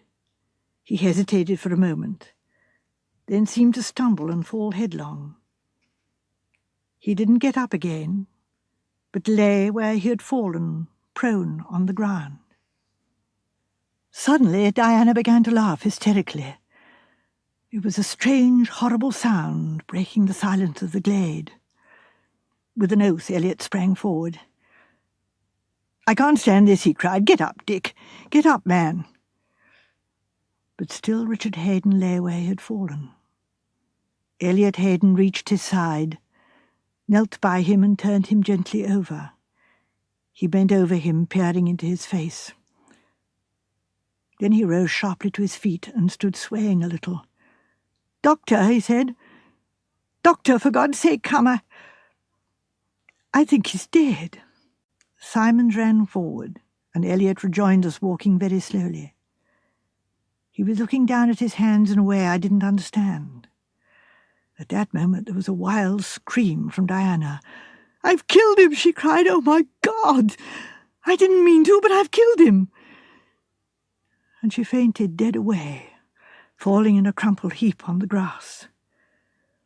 There was a cry from Mrs. Rogers. "Oh, do let's get away from this dreadful place," she wailed. "Anything might happen to us here. Oh, it's awful." Elliot got hold of me by the shoulder. "It can't be, man," he murmured. "I tell you, it can't be. A man can't be killed like that. It's against nature." I tried to soothe him. "There is some explanation," I said. "Your cousin must have had some unsuspected weakness of the heart. The shock and excitement." He interrupted me. "You don't understand," he said. He held up his hands for me to see, and I noticed a red stain on them. "Dick didn't die of shock. He was stabbed. Stabbed at the heart, and there's no weapon." I stared at him incredulously. At that moment Simons rose from his examination of the body and came towards us. He was pale and shaking all over. "Are we all mad?" he said. "What is this place? The things like this can happen in it." "Then it is true," I said. He nodded. "The wound is such as would be made by a long, thin dagger, but there's no dagger there." We all looked at each other. "But it must be there," cried Elliot Hayden. "It must have dropped out. It must be on the ground somewhere. Let's look." We peered about vainly on the ground. Violet Mannering said suddenly, "Diana had something in her hand, a kind of dagger. I saw it. I saw it glitter when she threatened him." Elliot Hayden shook his head. "He never even got within 3 yards of her," he objected. Lady Mannering was bending over the prostrate girl on the ground. "There's nothing in her hand now," she announced. "I can't see anything on the ground. Are you sure you saw it, Violet?" "I didn't." Dr. Simons came over to the girl.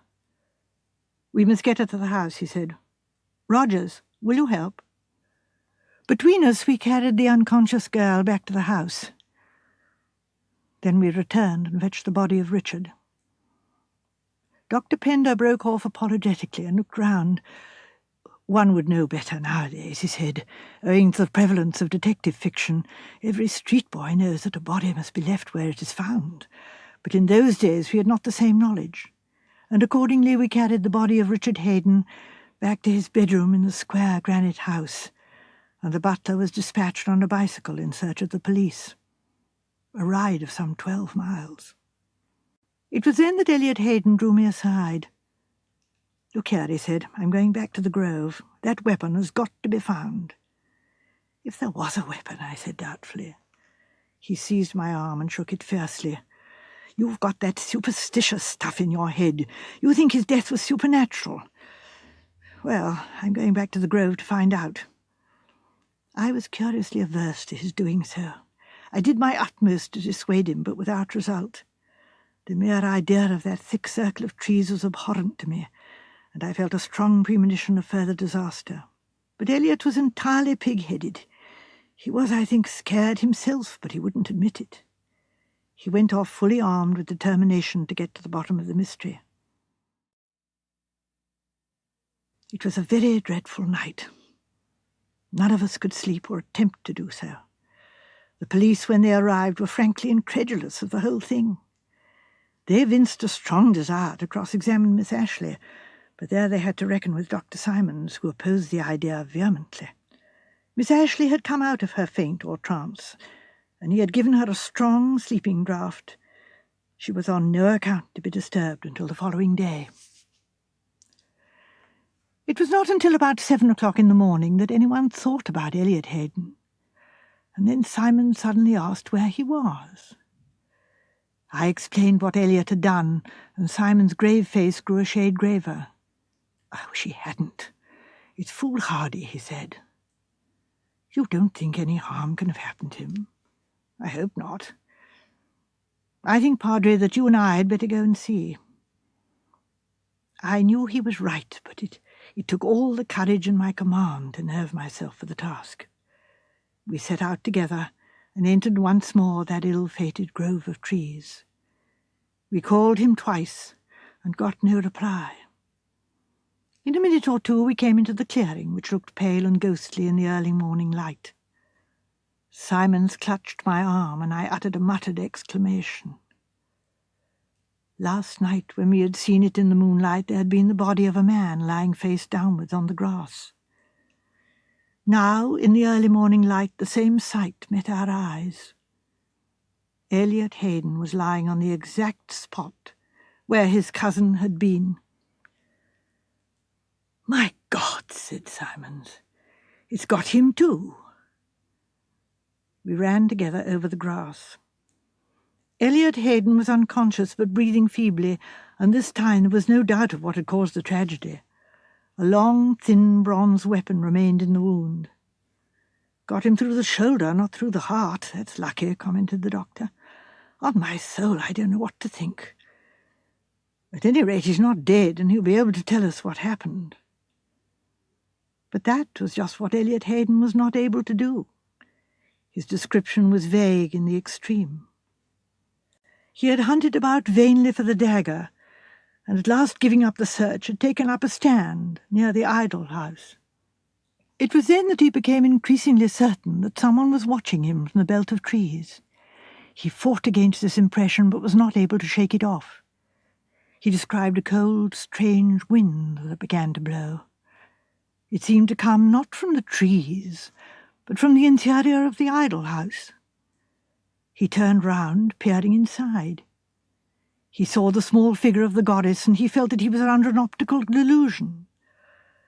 The figure seemed to grow larger and larger. Then he suddenly received something that felt like a blow on his temple, which sent him reeling back, and as he fell he was conscious of a sharp burning pain in his left shoulder. The dagger was identified this time as being the identical one which had been dug up in the barrow on the hill, and which had been brought by Richard Hayden. Where he had kept it, in the house or in the idol house in the grove, none seemed to know. The police were of the opinion, and always will be, that he was deliberately stabbed by Miss Ashley, but in view of our combined evidence that she was never within 3 yards of him, they could not hope to support the charge against her. So the thing has been, and remains, a mystery. There was a silence. "There doesn't seem anything to say," said Joyce Lempriere at length. "It's all so horrible and uncanny. Have you no explanation yourself, Dr. Pender?" The old man nodded. "Yes," he said, "I have an explanation, a kind of explanation, that is. Rather a curious one, but to my mind it still leaves certain factors unaccounted for." "I have been to seances," said Joyce, "and you may say what you like. Very queer things can happen. I suppose one can explain it by some kind of hypnotism. The girl really turned herself into a priestess of Astarte, and I suppose somehow or other she must have stabbed him. Perhaps she threw the dagger that Miss Mannering saw in her hand. Or it might have been a javelin, suggested Raymond West. After all, moonlight is not very strong. She might have had a kind of spear in her hand and stabbed him at a distance. And then I suppose mass hypnotism comes into account. I mean, you were all prepared to see him stricken down by supernatural means, and so you saw it like that. I have seen many wonderful things done with weapons and knives at music halls, said Sir Henry. I suppose it's possible that a man could have been concealed in the belt of trees, and that he might from there have thrown a knife or a dagger with sufficient accuracy, agreeing, of course, that he was a professional. I admit that seems rather far-fetched, but it seems the only really feasible theory. You remember the other man was distinctly under the impression that there was someone in the grove of trees watching him. As to Miss Mannering saying that Miss Ashley had a dagger in her hand and the other saying she hadn't, well, that doesn't surprise me. If you'd had my experience, you would know that 5 persons' account of the same thing will differ so widely as to be almost incredible. Mr. Petherick coughed. But in all these theories we seem to have overlooked one essential fact, he remarked. What became of the weapon? Miss Ashley could hardly get rid of a javelin, standing as she was in the middle of an open space. And if a hidden murderer had thrown a dagger, the dagger would still have been in the wound when the man was turned over. We must, I think, discard all far-fetched theories and confine ourselves to sober fact. And where does sober fact lead us? Well, one thing seems quite clear. No one was near the man when he was stricken down, so the only person who would have stabbed him was he himself. Suicide, in fact. But why on earth should he wish to commit suicide? Asked Raymond West incredulously. The lawyer coughed again. Well, that is a question of theory once more, he said. At the moment I'm not concerned with theories. It seemed to me, excluding the supernatural, in which I do not for one moment believe, that was the only way things could have happened. He stabbed himself, and he fell, his arms flew out, wrenching the dagger from the wound and flinging it into the zone of the trees. That is, I think, although somewhat unlikely, a possible happening. I don't like to say I'm sure, said Miss Marple. It all perplexes me very much indeed, but curious things do happen. At Lady Sharpley's garden party last year, the man who was arranging the clock golf tripped over one of the numbers. Quite unconscious he was, and didn't come round for about 5 minutes. Yes, dear aunt, said Raymond gently, but he wasn't stabbed, was he? Of course not, dear, said Miss Marple. That is what I'm telling you. Of course, there's only one way that poor Sir Richard could have been stabbed, but I do wish I knew what caused him to stumble in the first place. Of course, it might have been a tree root. He would have been looking at the girl, of course, and when it's moonlight one does trip over things. You say that there is only one way that Sir Richard could have been stabbed, Miss Marple, said the clergyman, looking at her curiously.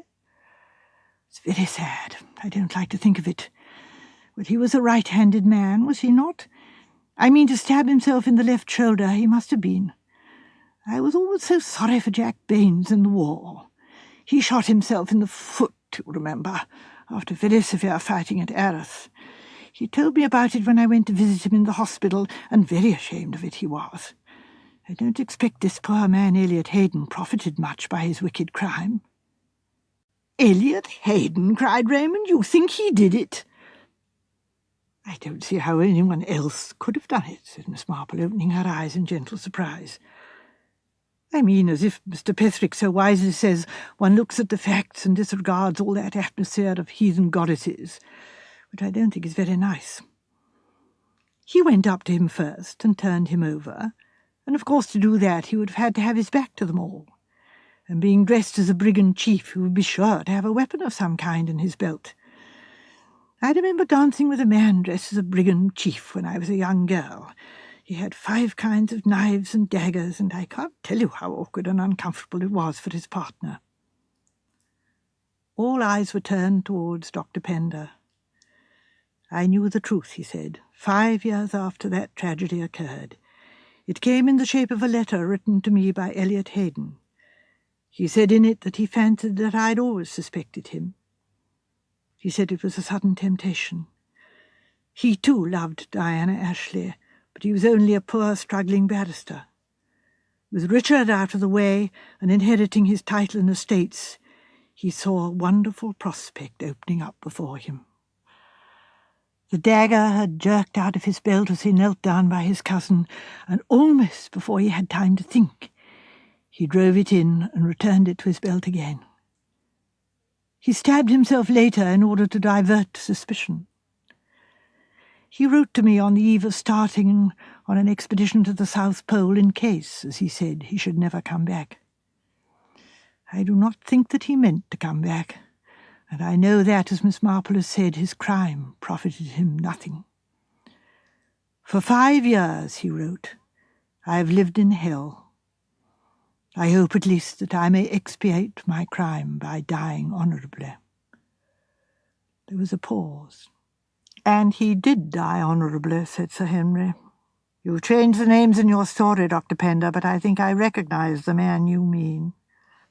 As I said, went on the clergyman, I do not think that explanation quite covers the facts.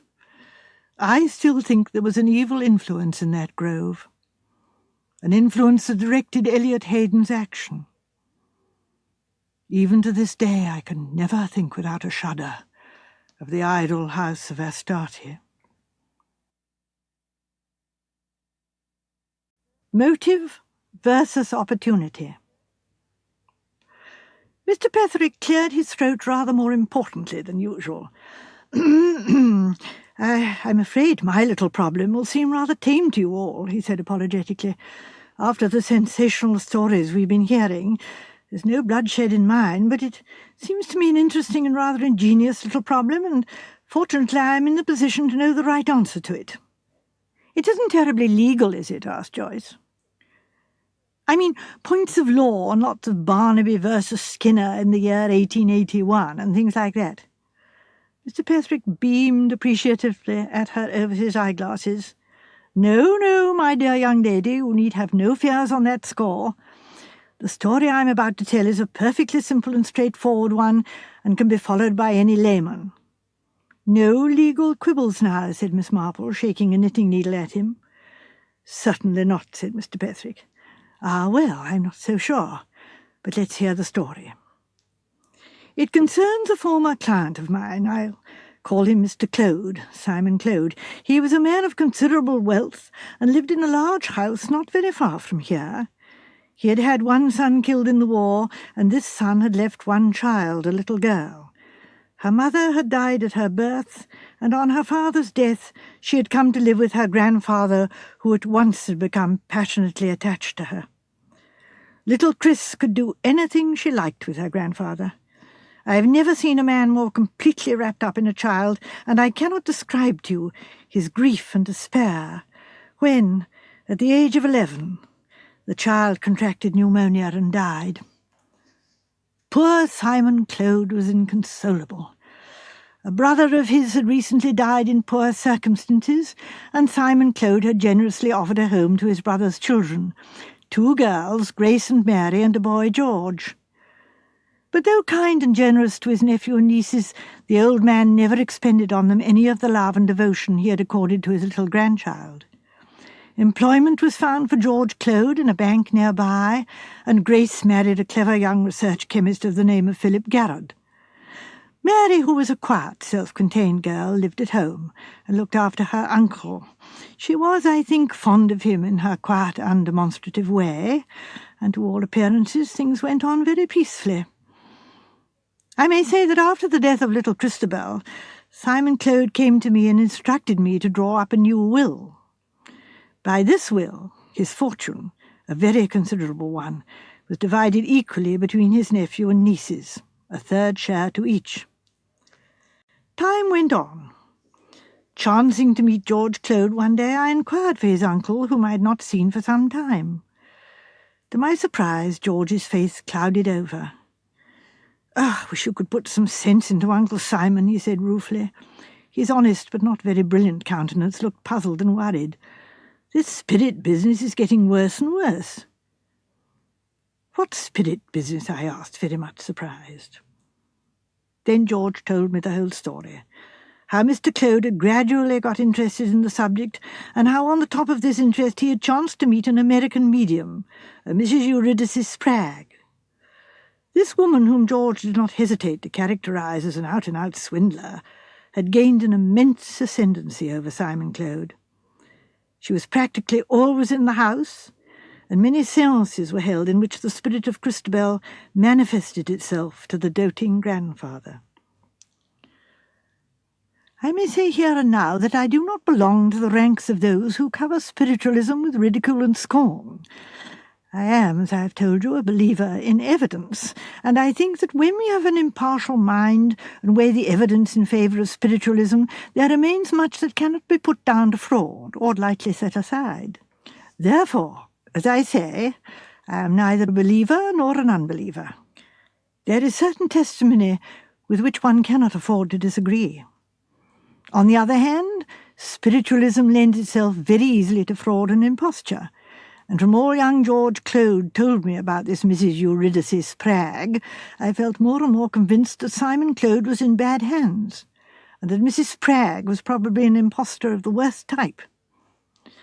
The old man, shrewd as he was in practical matters, would be easily imposed on where his love for his dead grandchild was concerned. Turning things over in my mind, I felt more and more uneasy. I was fond of the young Clodes, Mary and George, and I realized that this Mrs. Spragg and her influence over their uncle might lead to trouble in the future.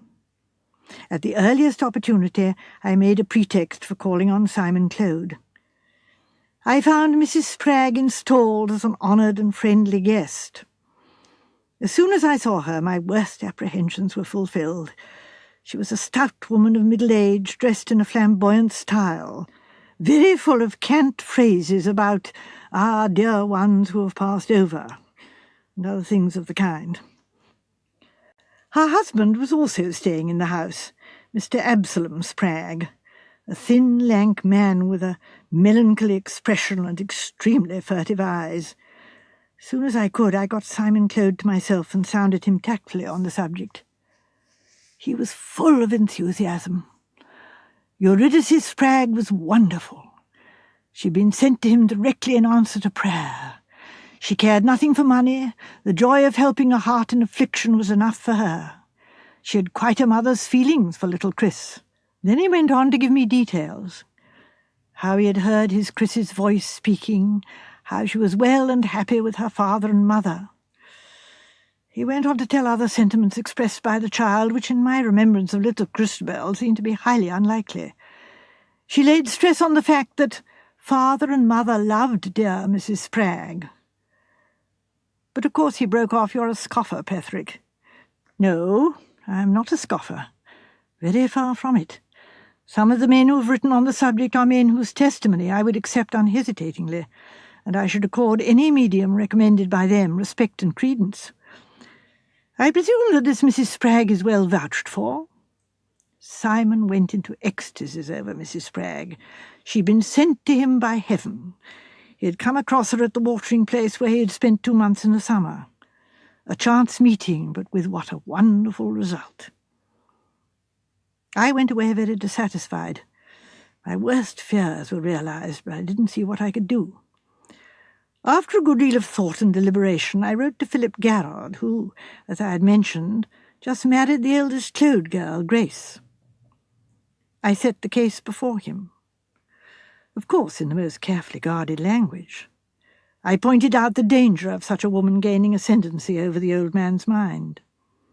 And I suggested that Mr. Clode should be brought into contact, if possible, with some reputable spiritualistic circles. This, I thought, would not be a difficult matter for Philip Garrard to arrange. Garrard was prompt to act. He realized, which I did not, that Simon Clode's health was in a very precarious condition, and as a practical man he had no intention of letting his wife or her sister and brother be despoiled of the inheritance which was so rightly theirs. He came down the following week, bringing with him as a guest no other than the famous Professor Longman. Longman was a scientist of the first order, a man whose association with spiritualism compelled the latter to be treated with respect. Not only a brilliant scientist, he was a man of the utmost uprightness and probity. The result of the visit was most unfortunate. Longman, it seemed, had said very little while he was there. 2 séances were held. Under what conditions, I do not know. Longman was non-committal all the time he was in the house, but after his departure he wrote a letter to Philip Garrard. In it he admitted that he had not been able to detect Mrs. Spragg in fraud.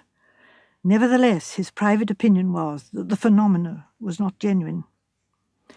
Mr. Garrard, he said, was at liberty to show this letter to his uncle if he thought fit, and he suggested that he himself should put Mr. Claude in touch with a medium of perfect integrity.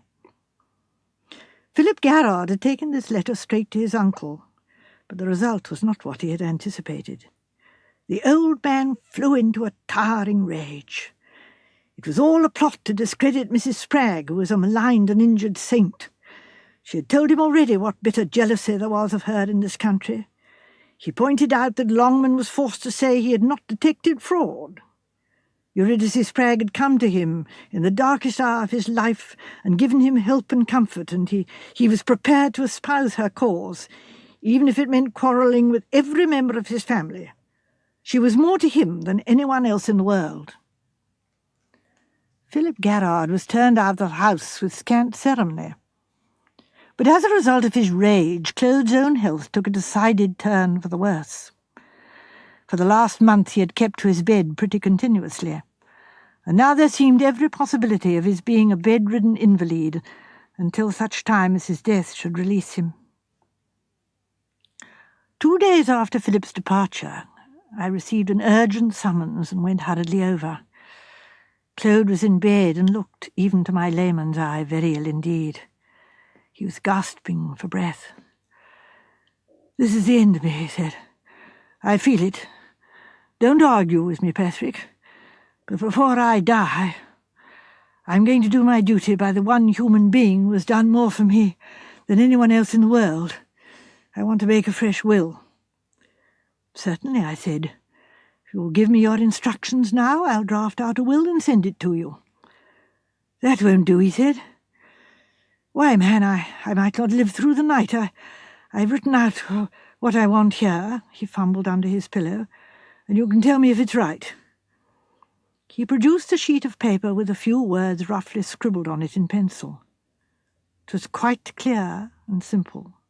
He left £5,000 to each of his nieces and nephew, and the residue of his vast property outright to Eurydice Spragg, in gratitude and admiration. I didn't like it, but there it was. There was no question of unsound mind. The old man was as sane as anybody. He rang the bell for 2 of the servants. They came promptly. The housemaid, Emma Gaunt, was a tall, middle-aged woman who had been in service there for many years and who had nursed Claude devotedly. With her came the cook, a fresh, buxom young woman of 30. Simon Claude glared at them both from under his bushy eyebrows. "I want you to witness my will. Emma, get me my fountain pen." Emma went over obediently to the desk. "Not that left-hand drawer, girl," said old Simon irritably. "Don't you know? It's in the right-hand one." "No, it's here, sir," said Emma, producing it. "Then you must have put it away wrong last time," grumbled the old man. I can't stand things not being kept in their proper places." Still grumbling, he took the pen from her and copied his own rough draft, amended by me, onto a fresh piece of paper. Then he signed his name. Emma Gaunt and the cook, Lucy David, also signed.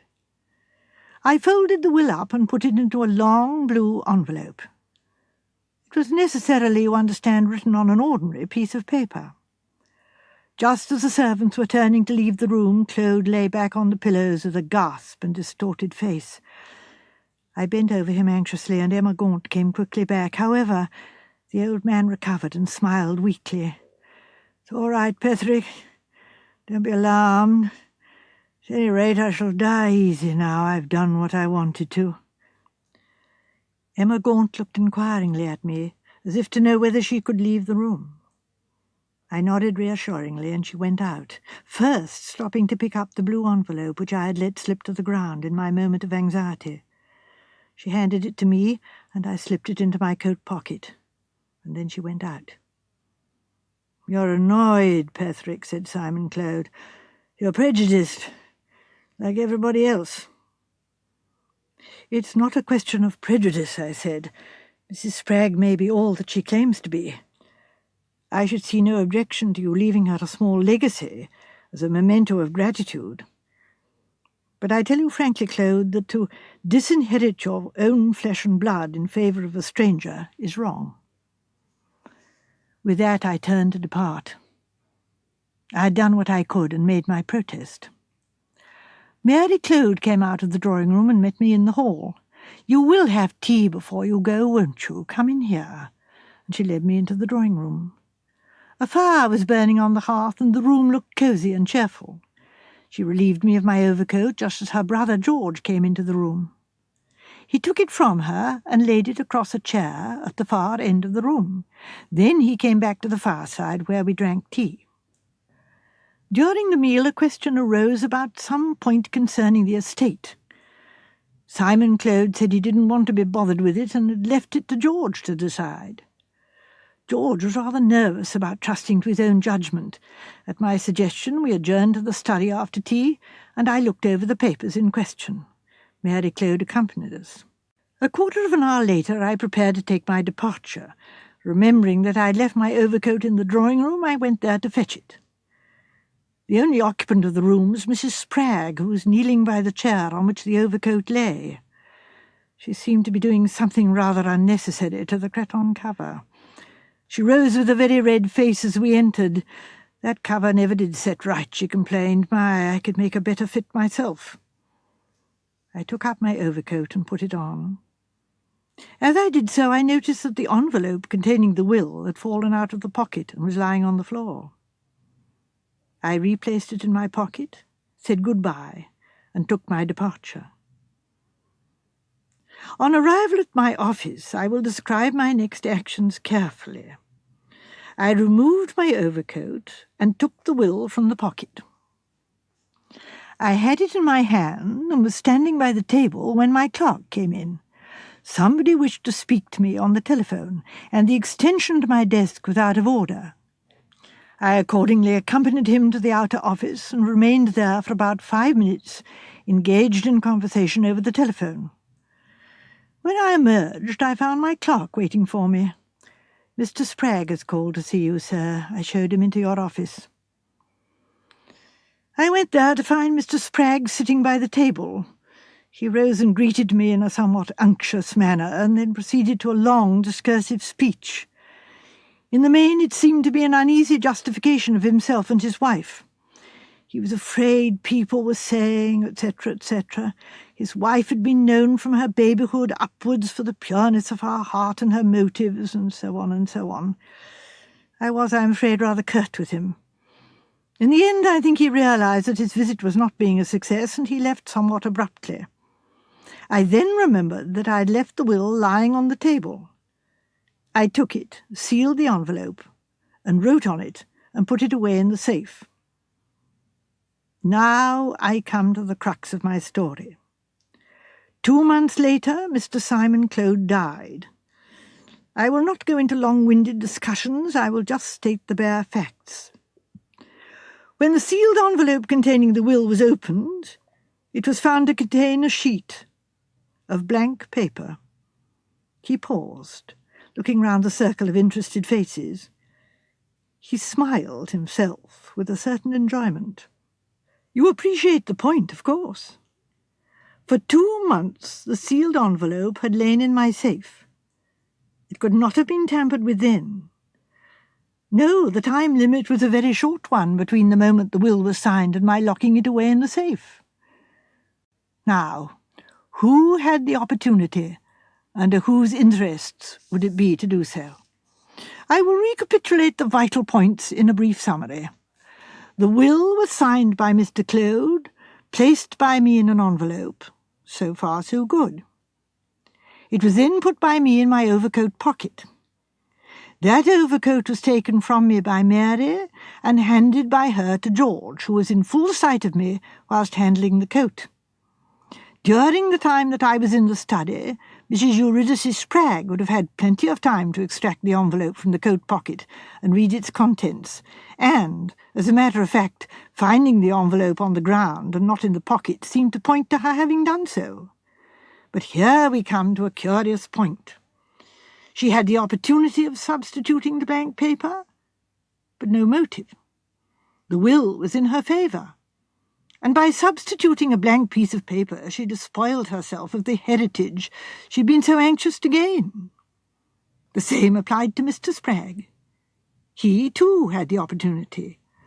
He was left alone with the document in question for some 2 or 3 minutes in my office. But again, it was not to his advantage to do so. So we are faced with this curious problem.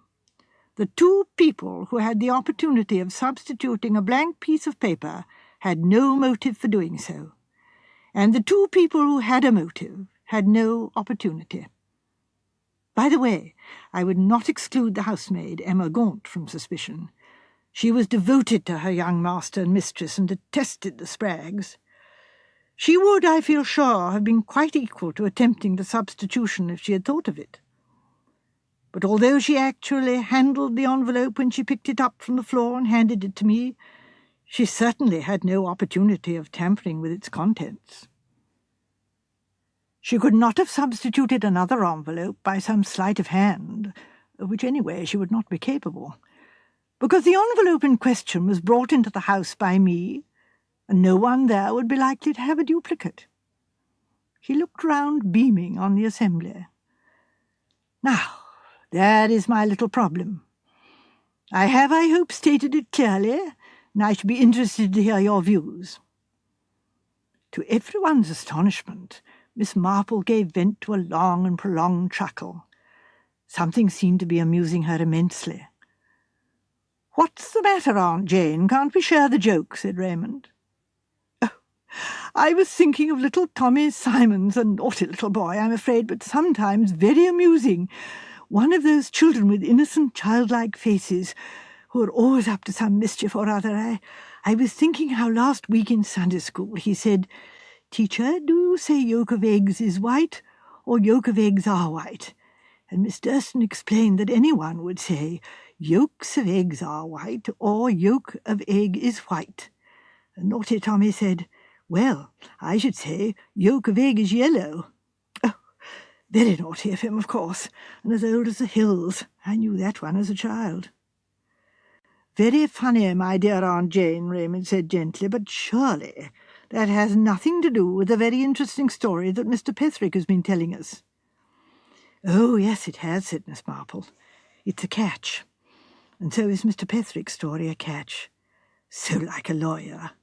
Ah, my dear old friend." And she shook her approving head at him. "I wonder if you really know," said the lawyer with a twinkle. Miss Marple wrote a few words on a piece of paper, folded them up and passed them across to him. Mr. Petherick unfolded the paper, read what was written on it, and looked across at her appreciatively. "My dear friend," he said, "is there anything you do not know?" "I knew that as a child," said Miss Marple. "I played with it too." "I feel rather out of this," said Sir Henry. "I feel sure that Mr. Petherick has some clever legal legerdemain up his sleeve." "Not at all," said Mr. Petherick. "Not at all. It's a perfectly fair, straightforward proposition. You mustn't pay any attention to Miss Marple. She has her own way of looking at things." "We should be able to arrive at the truth," said Raymond West, a trifle vexedly. "Facts certainly seem plain enough. 5 persons actually touched that envelope. The Spraggs clearly could have meddled with it, but equally clearly they did not do so. Now, there remains the other 3. When one sees the marvellous ways that conjurers have of doing a thing before one's eyes, it seems to me that the paper could have been extracted and another substituted by George Clode during the time he was carrying the overcoat to the far end of the room. Well, I think it was the girl, said Joyce. I think the housemaid ran down, told her what was happening, and she got hold of another blue envelope and just substituted the one for the other. Sir Henry shook his head. I disagree with you both, he said slowly. These sort of things are done by conjurers, and they're done on the stage and in novels, but I think they would be impossible to do in real life, especially under the shrewd eyes of a man like my friend Mr. Petherick here. But I have an idea. It's only an idea and nothing more. We know that Professor Longman has just been down for a visit, and he said very little. It's only reasonable to suppose that the Spraggs may have been very anxious as the result of that visit. If Simon Clode didn't take them into his confidence, which is quite probable, they may have viewed his sending for Mr. Petherick from quite another angle. They may have believed that Mr. Clode had already made a will which benefited Eurydice Spragg, and that this new one might be made for the express purpose of cutting her out as a result of Professor Longman's revelations. Or, alternatively, as the lawyers say, Philip Garrard had impressed on his uncle the claims of his own flesh and blood. In that case, suppose Mrs. Spragg prepared to effect a substitution. This she does, but Mr. Petherick coming in at an unfortunate moment, she had no time to read the real document, and hastily destroys it by fire in case the lawyer should discover his loss. Joyce shook her head very decidedly. Oh, no, she'd never burn it without reading it. The solution is rather a weak one, admitted Sir Henry. I suppose Mr. Petherick didn't assist Providence himself. The suggestion was only a laughing one, but the little lawyer drew himself up in offended dignity. A most improper suggestion, he said with some asperity. What does Dr. Pender say? Asked Sir Henry. I cannot say that I have any very clear ideas. I think the substitution must have been effected by either Mrs. Spragg or her husband, possibly for the motive that Sir Henry suggests. If she did not read the will until after Mr. Petherick had departed, she would then be in somewhat of a dilemma, since she couldn't own up to her action in the matter. Possibly she would place it among Mr. Clode's papers, where she thought it would be found after his death. Why it wasn't found, I don't know. It might be a mere speculation, this, that Emma Gaunt came across it, and out of misplaced devotion to her employers deliberately destroyed it. I think Dr. Pender's solution is the best of all, said Joyce. Is it right, Mr. Petherick? The lawyer shook his head. I'll go on where I left off. I was dumbfounded, and quite as much at sea, as all of you are. I don't think I should ever have guessed the truth, probably not, but I was enlightened. It was cleverly done, too. I went out and dined with Philip Garrard about a month later, and in the course of our after-dinner conversation he mentioned an interesting case that had recently come to his notice. I should like to tell you about it, Petherick, in confidence, of course. Quite so, I replied. A friend of mine who had expectations from one of his relatives was greatly distressed to find that the relative had thoughts of benefiting a totally unworthy person. My friend, I'm afraid, is a trifle unscrupulous in his methods. There was a maid in the house who was greatly devoted to the interests of what I may call the legitimate party. My friend gave her very simple instructions. He gave her a fountain pen duly filled. She was to place this in a drawer in the writing-table in her master's room, but not the usual drawer where the pen was generally kept. If her master asked her to witness his signature to any document, and asked her to bring him his pen, she was to bring him not the right one, but this one, which was an exact duplicate of it. That was all she had to do. He gave her no other information. She was a devoted creature, and she carried out his instructions faithfully. He broke off and said, "Oh, I hope I'm not boring you, Petherick." "Not at all," I said. "I'm keenly interested." Our eyes met. "My friend is, of course, not known to you," he said. "Of course not," I replied. "Then that's all right," said Philip Garrard. He paused, then said smilingly, "You see the point?" The pen was filled with what is commonly known as evanescent ink, a solution of starch in water to which a few drops of iodine has been added. This makes a deep blue-black fluid, but the writing disappears entirely in 4 or 5 days.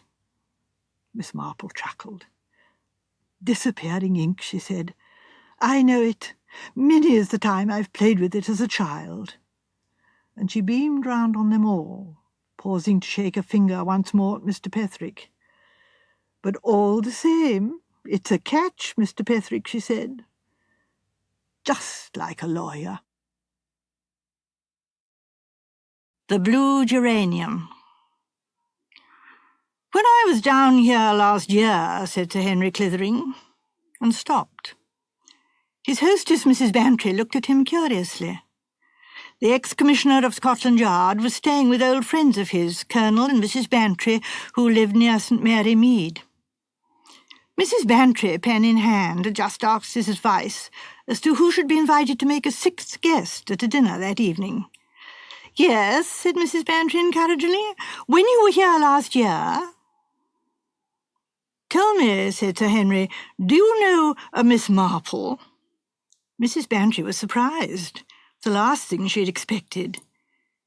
"No, Miss Marple? Who doesn't? The typical old maid of fiction. Quite a dear, but hopelessly behind the times. Do you mean you'd like me to ask her to dinner?" "You're surprised?" "A little, I must confess. I should hardly have thought you, but, well, perhaps there's an explanation." "The explanation's simple enough. When I was down here last year, we got into the habit of discussing unsolved mysteries. There were 5 or 6 of us. Raymond West, the novelist, started it. We each supplied a story to which we knew the answer, but nobody else did. Supposed to be an exercise in the deductive faculties to see who could get nearest the truth. Well, like in the old story, we hardly realised that Miss Marple was playing, but we were very polite about it. Didn't want to hurt the old dear's feelings. And now comes the cream of the jest. The old lady outdid us every time." "What?" "I'll show you.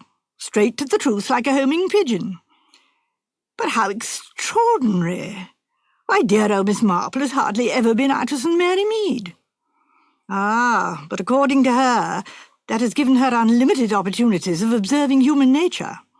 Under the microscope, as it were." "I suppose there's something in that," conceded Mrs. Bantry. "One would at least know the petty side of people.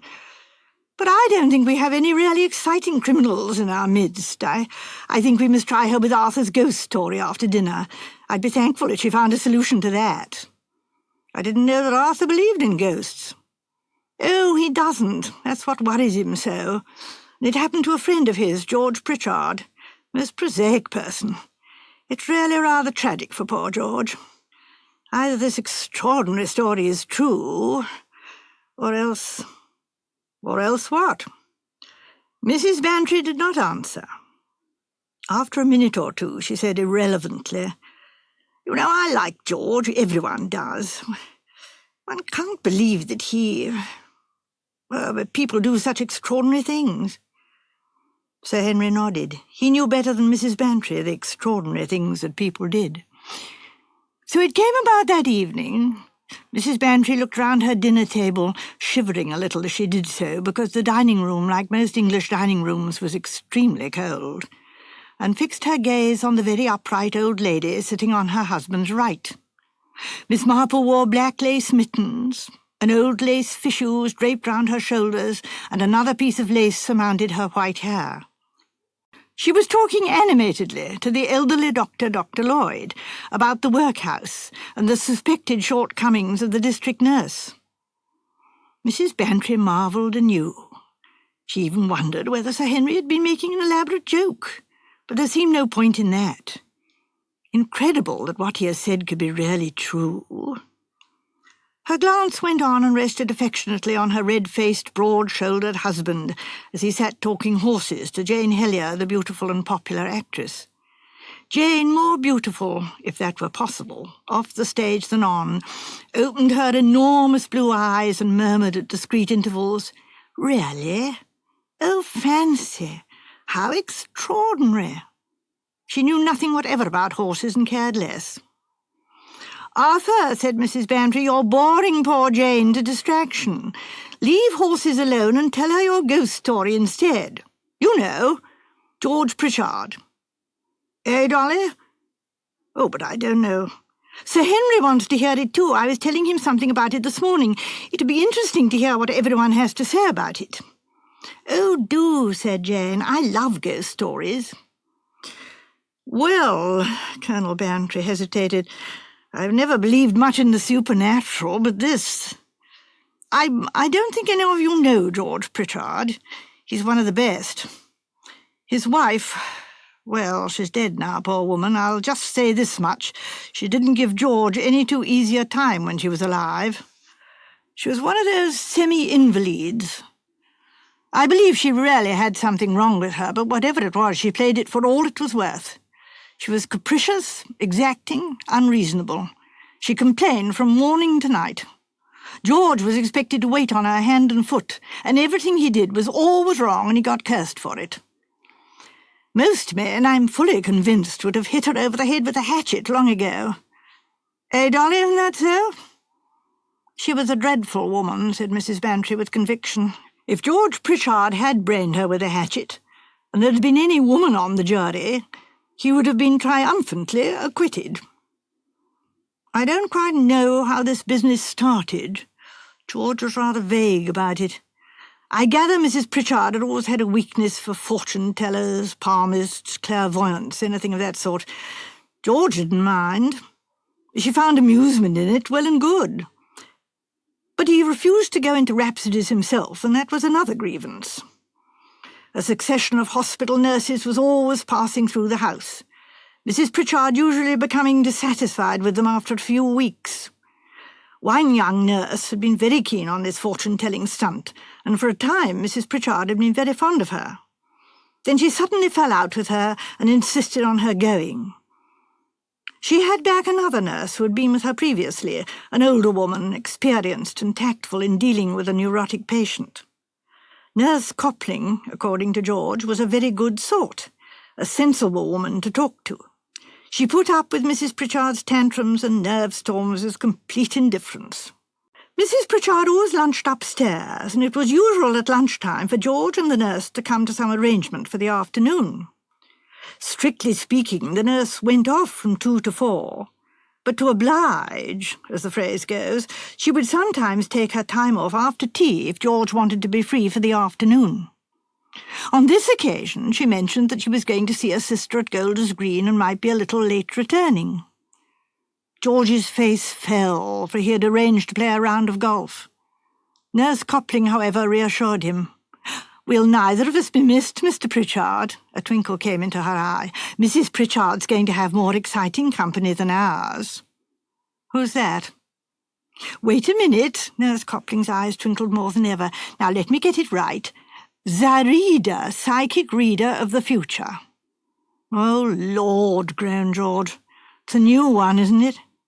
"Quite new. I believe my predecessor, Nurse Carstairs, sent her along. Mrs. Pritchard hasn't seen her yet. She made me write, fixing an appointment for this afternoon." "Well, at any rate, I shall get my golf," said George, and he went off with the kindliest feelings towards Zarida, the reader of the future. On his return to the house, he found Mrs. Pritchard in a state of great agitation. She was, as usual, lying on her invalid couch, and she had a bottle of smelling salts in her hand, which she sniffed at frequent intervals. "George," she exclaimed, "what did I tell you about this house? The moment I came into it, I felt there was something wrong. Didn't I tell you so at the time?" Repressing his desire to reply, "You always do," George said, "No, can't say I remember it." "You never do remember anything that has to do with me. Men are all extraordinarily callous. But I really believe that you are more insensitive than most." Oh, come now, Mary dear, that's not fair. Well, as I was telling you, this woman knew at once. She actually blanched, if you know what I mean. She came in at that door and she said, "There is evil here, evil and danger, I feel it." Very unwisely, George laughed.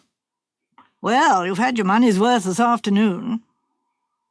His wife closed her eyes and took a long sniff from her smelling bottle. How you hate me! You would jeer and laugh if I were dying. George protested, and after a minute or two she went on, "You may laugh, but I tell you the whole thing. This house is definitely dangerous to me. The woman said so." George's formerly kind feelings towards Zarida underwent a change. He knew his wife was perfectly capable of insisting on moving to a new house if the caprice got hold of her. "What else did she say?" he asked. "Well, she couldn't tell me very much. She was so upset. One thing she did say, I had some violets in a glass. She pointed at them and cried out, 'Take those away, no blue flowers, never have blue flowers. Blue flowers are fatal to you, remember that.'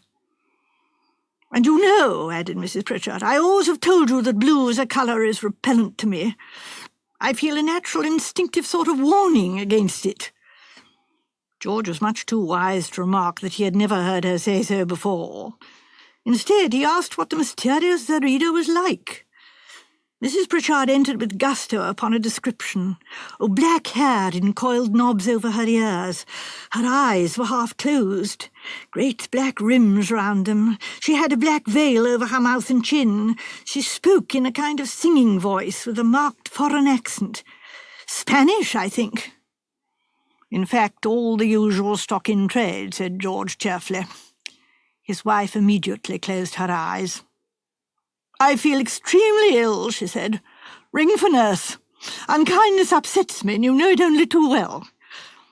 It was 2 days later that Nurse Coupling came to George with a grave face. "Will you come to Mrs. Pritchard, please? She's had a letter which upsets her greatly." He found his wife with a letter in her hand. She held it out to him. "Read it," she said. George read it. It was on heavily scented paper, and the writing was big and black. "I have seen the future. Be warned before it is too late. Beware of the full moon. The blue primrose means warning. The blue hollyhock means danger. The blue geranium means death." Just about to burst out laughing, George caught Nurse Coupling's eye. She made a quick warning gesture. He said rather awkwardly, "The woman's probably trying to frighten you, Mary. Anyway, there aren't such things as blue primroses and blue geraniums." But Mrs. Pritchard began to cry and say her days were numbered. Nurse Coupling came out with George upon the landing. "Of all the silly tomfoolery," he burst out. "I suppose it is." Something in the nurse's tone struck him, and he stared at her in amazement. "Surely, nurse, you don't believe—" No, Mr. Pritchard, I don't believe in reading the future. That's nonsense. What puzzles me is the meaning of this. Fortune-tellers are usually out for what they can get, but this woman seems to be frightening Mrs. Pritchard with no advantage to herself. I can't see the point. There's another thing." "Yes?" "Mrs. Pritchard says that something about Zarida was faintly familiar to her." "Well?" "Well, I don't like it, Mr. Pritchard, that's all." "I didn't know you were so superstitious, nurse." "I'm not superstitious, but I know when a thing is fishy." "It was about 4 days after this that the first incident happened. To explain it to you, I shall have to describe Mrs. Pritchard's room." "You better let me do that," interrupted Mrs. Bantry. It was prepared with one of these new wallpapers where you apply clumps of flowers to make a kind of herbaceous border. The effect is almost like being in a garden, though, of course, the flowers are all wrong. I mean, they simply couldn't be in bloom all at the same time. "Don't let a passion for horticultural accuracy run away with you, Dolly," said her husband. "We all know you're an enthusiastic gardener." "Well, it is absurd," protested Mrs. Bantry, "to have bluebells and daffodils and lupins and hollyhocks and Michaelmas daisies all grouped together." "Most unscientific," said Sir Henry. "But to proceed with the story." Well, amongst these massed flowers were primroses, clumps of yellow and pink primroses, and, Oh, go on, Arthur, this is your story. Colonel Bantry took up the tale. Mrs. Pritchard rang her bell violently one morning. The household came running. Thought she was an extremist. Not at all. She was violently excited and pointing at the wallpaper, and sure enough was one blue primrose in the midst of the others. "Oh," said Miss Helier, "how creepy." The question was, hadn't the blue primrose always been there? That was George's suggestion and the nurse's, but Mrs. Pritchard wouldn't have it at any price. She had never noticed it till that very morning, and the night before it had been full moon. She was very upset about it. "I met George Pritchard that same day, and he told me about it," said Mrs. Bantry. "I went to see Mrs. Pritchard and did my best to ridicule the whole thing, but without success. I came away really concerned, and I remember I met Jean Instow and told her about it. Jean's a queer girl. She said, so she's really upset about it. I told her that I thought the woman was perfectly capable of dying of fright. She was really abnormally superstitious. I remember Jean rather startled me with what she said next. She said, well, that might be all for the best, mightn't it? And she said it so coolly, in so matter-of-fact a tone, that I was really, well, shocked. Of course, I know it's done nowadays to be brutal and outspoken, but I never get used to it. Jean smiled at me rather oddly and said, you don't like my saying that, but it's true. What use is Mrs. Pritchard's life to her? None at all. And it's hell for George Pritchard. Have his wife frightened out of existence would be the best thing that could happen to him. I said, George is most awfully good to her always, and she said, yes, she deserves a reward, poor dear. He's a very attractive person, George Pritchard. The last nurse thought so, the pretty one. What was her name? Carstairs. That was the cause of the row between her and Mrs. P. Now, I didn't like hearing Jean say that. Of course, one had wondered. Mrs. Bantry paused significantly. Yes, dear, said Miss Marple placidly, one always does. Is Miss Instow a pretty girl? I suppose she plays golf. Yes, she's good at games, and she's nice-looking, attractive-looking, very fair, with healthy skin and nice, steady blue eyes. Of course, we've always felt that she and George Pritchard, if things had been different, they're so well suited to one another. And they were friends? Asked Miss Marple. Oh, yes, great friends. Do you think, Dolly, said Colonel Bantry plaintively, that I might be allowed to go on with my story? Arthur, said Mrs. Bantry resignedly, wants to get back to his ghosts. I had the rest of the story from George himself, went on the Colonel. There's no doubt that Mrs. Pritchard got the wind up badly towards the end of the next month. She marked off on a calendar the day when the moon would be full, and on that night she had both the nurse and then George into her room and made them study the wallpaper carefully. There were pink hollyhocks and red ones, but there were no blue amongst them. Then, when George left the room, she locked the door. And in the morning there was a large blue hollyhock, said Miss Helier joyfully. Quite right, said Colonel Bantry, or at any rate nearly right. One flower of a hollyhock just above her head had turned blue. It staggered George, and of course the more it staggered him, the more he refused to take the thing seriously. He insisted that the whole thing was some kind of practical joke. He ignored the evidence of the locked door and the fact that Mrs. Pritchard discovered the change before anyone, even Nurse Copling, was admitted. It staggered George, and it made him unreasonable. His wife wanted to leave the house, and he wouldn't let her. He was inclined to believe in the supernatural for the first time, but he wasn't going to admit it. He usually gave in to his wife, but this time he wouldn't. Mary was not to make a fool of herself, he said. The whole thing was the most infernal nonsense.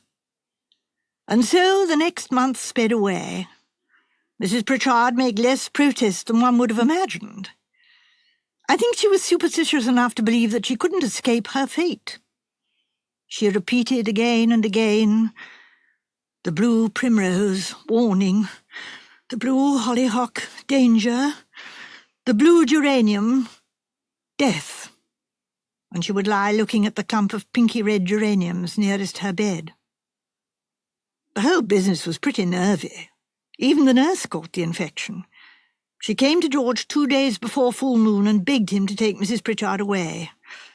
George was angry. If all the flowers on that damned wall turned into blue devils, it couldn't kill anyone, he shouted. It might. Shock has killed people before now. Nonsense, said George. George has always been a shade pig-headed. You can't drive him.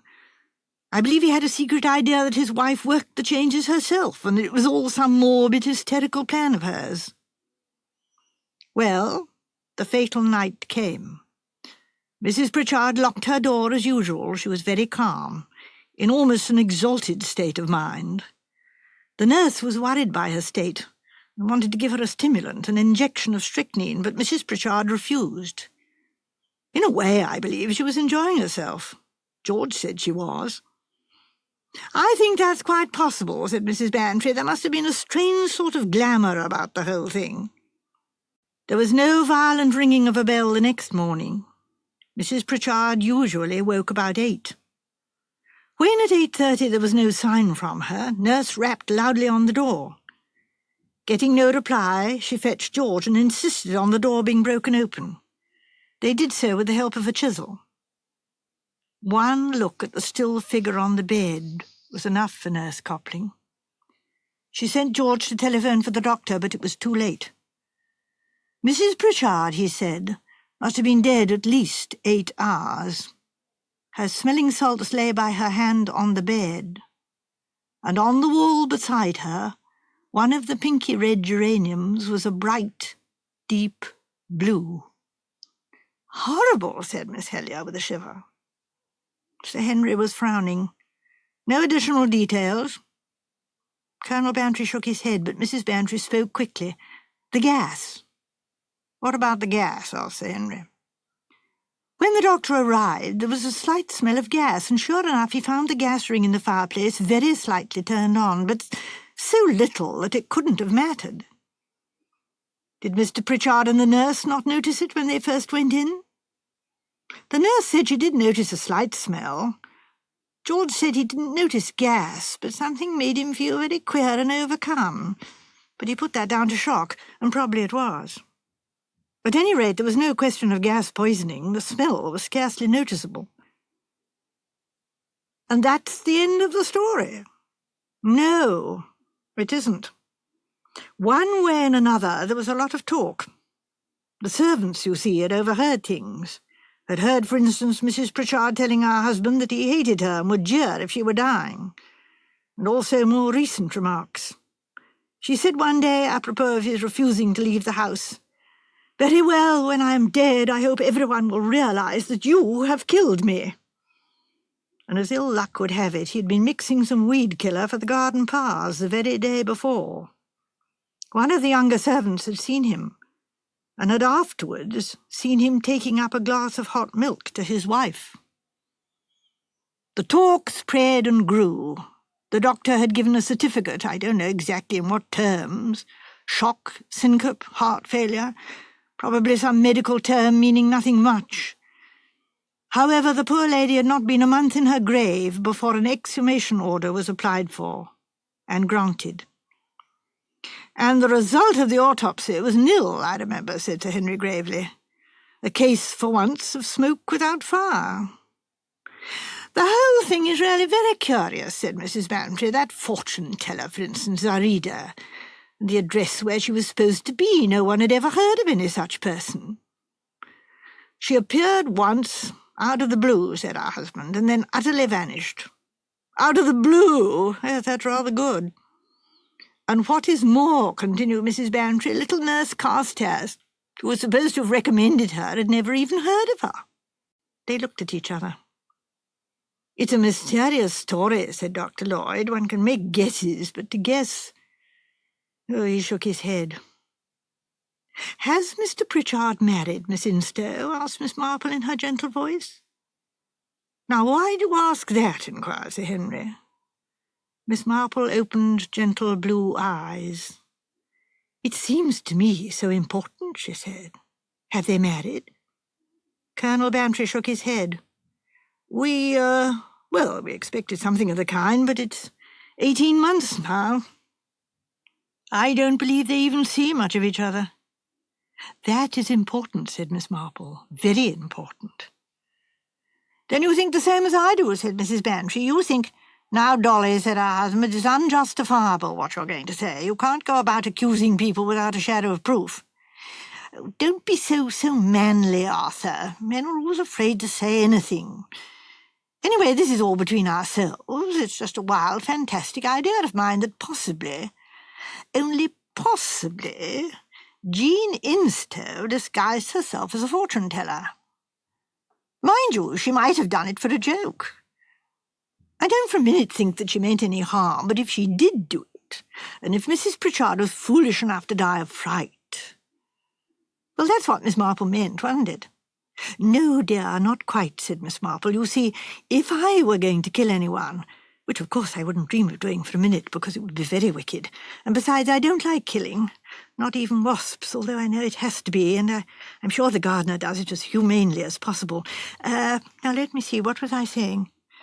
If you wished to kill anyone, prompted Sir Henry.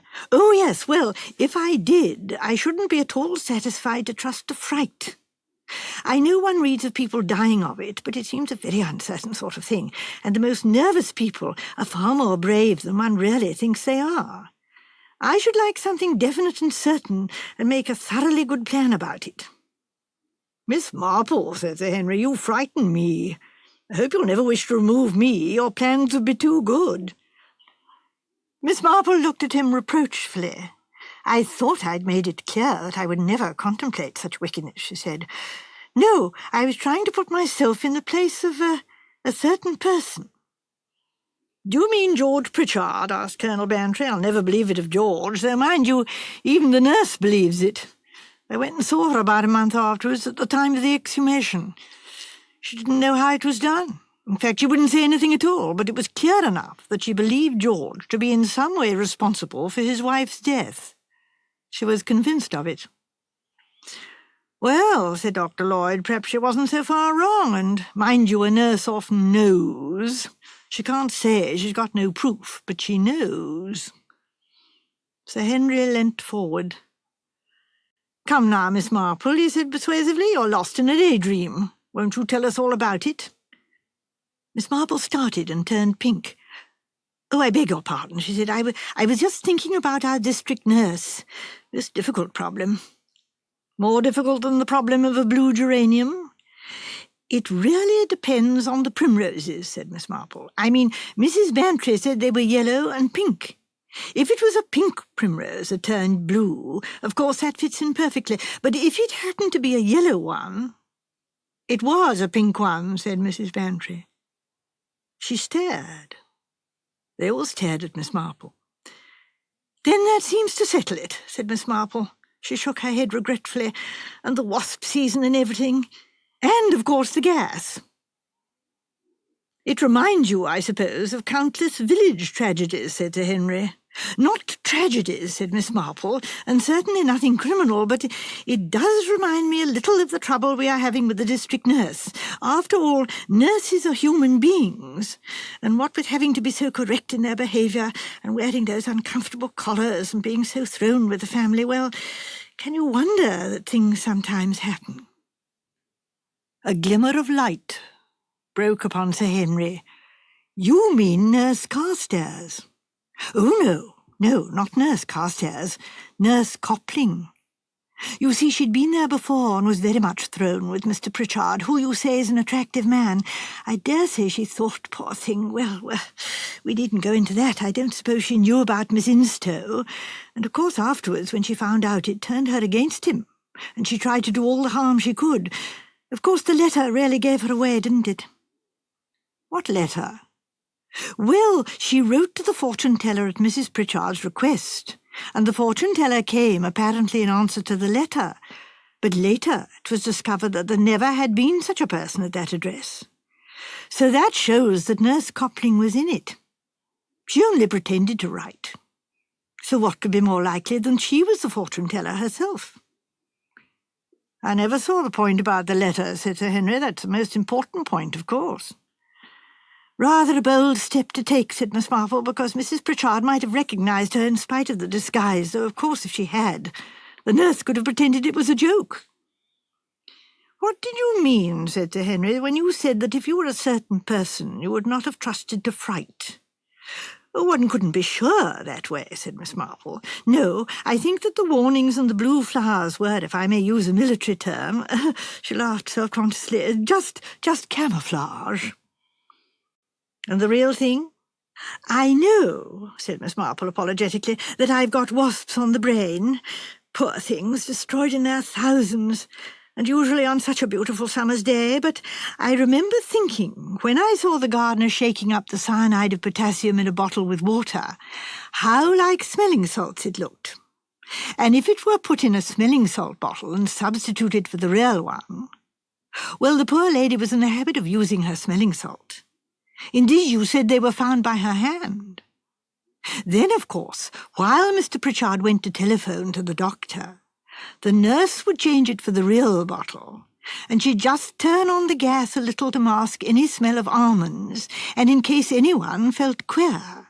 And I always have heard that cyanide leaves no trace if you wait long enough. Of course, I may be wrong, and it may have been something entirely different in the bottle, but that doesn't really matter, does it?" Miss Marple paused, a little out of breath. Jane Helier leant forward and said, "But the blue geranium and the other flowers?" "Nurses always have litmus paper, don't they?" said Miss Marple, for testing. Not a very pleasant subject. We won't dwell on it. I've done a little nursing myself." She grew delicately pink. "Blue turns red with acids, and red turns blue with alkalis. So easy to paste some red litmus over a red flower near the bed, of course. And then, when the poor lady used her smelling salts, the strong ammonia fumes would turn it blue. Really most ingenious. Of course, the geranium wasn't blue when they first broke into the room. Nobody noticed it till afterwards. When Nurse changed the bottle, she held the sal ammoniac against the wallpaper for a minute, I expect." "You might have been there, Miss Marple," said Sir Henry. "What worries me," said Miss Marple, "is poor Mr. Pritchard and that nice girl, Miss Instow, probably both suspecting each other and keeping apart. And life so very short." She shook her head. "You needn't worry," said Sir Henry. "As a matter of fact, I have something up my sleeve. A nurse has been arrested on a charge of murdering an elderly patient who had left her a legacy.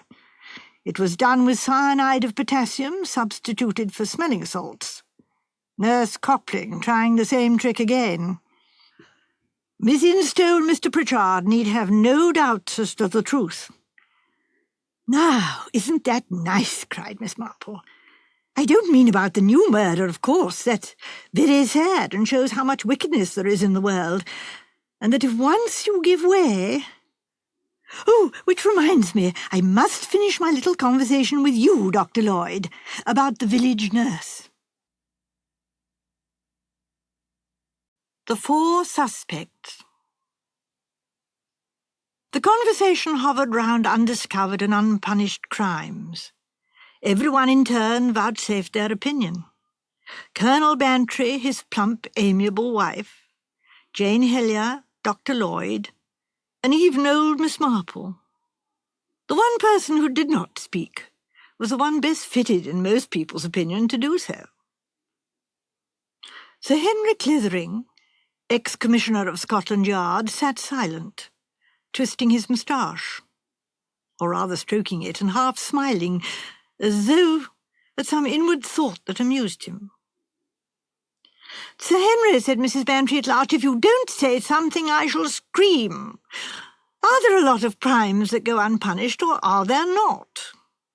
"You're thinking of newspaper headlines, Mrs. Bantry. Scotland Yard at fault again, and a list of unsolved mysteries to follow. Which really, I suppose, form a very small percentage of the whole," said Dr. Lloyd. "Yes, that is so. The hundreds of crimes that are solved and the perpetrators punished are seldom held in song. But that isn't quite the point at issue, is it?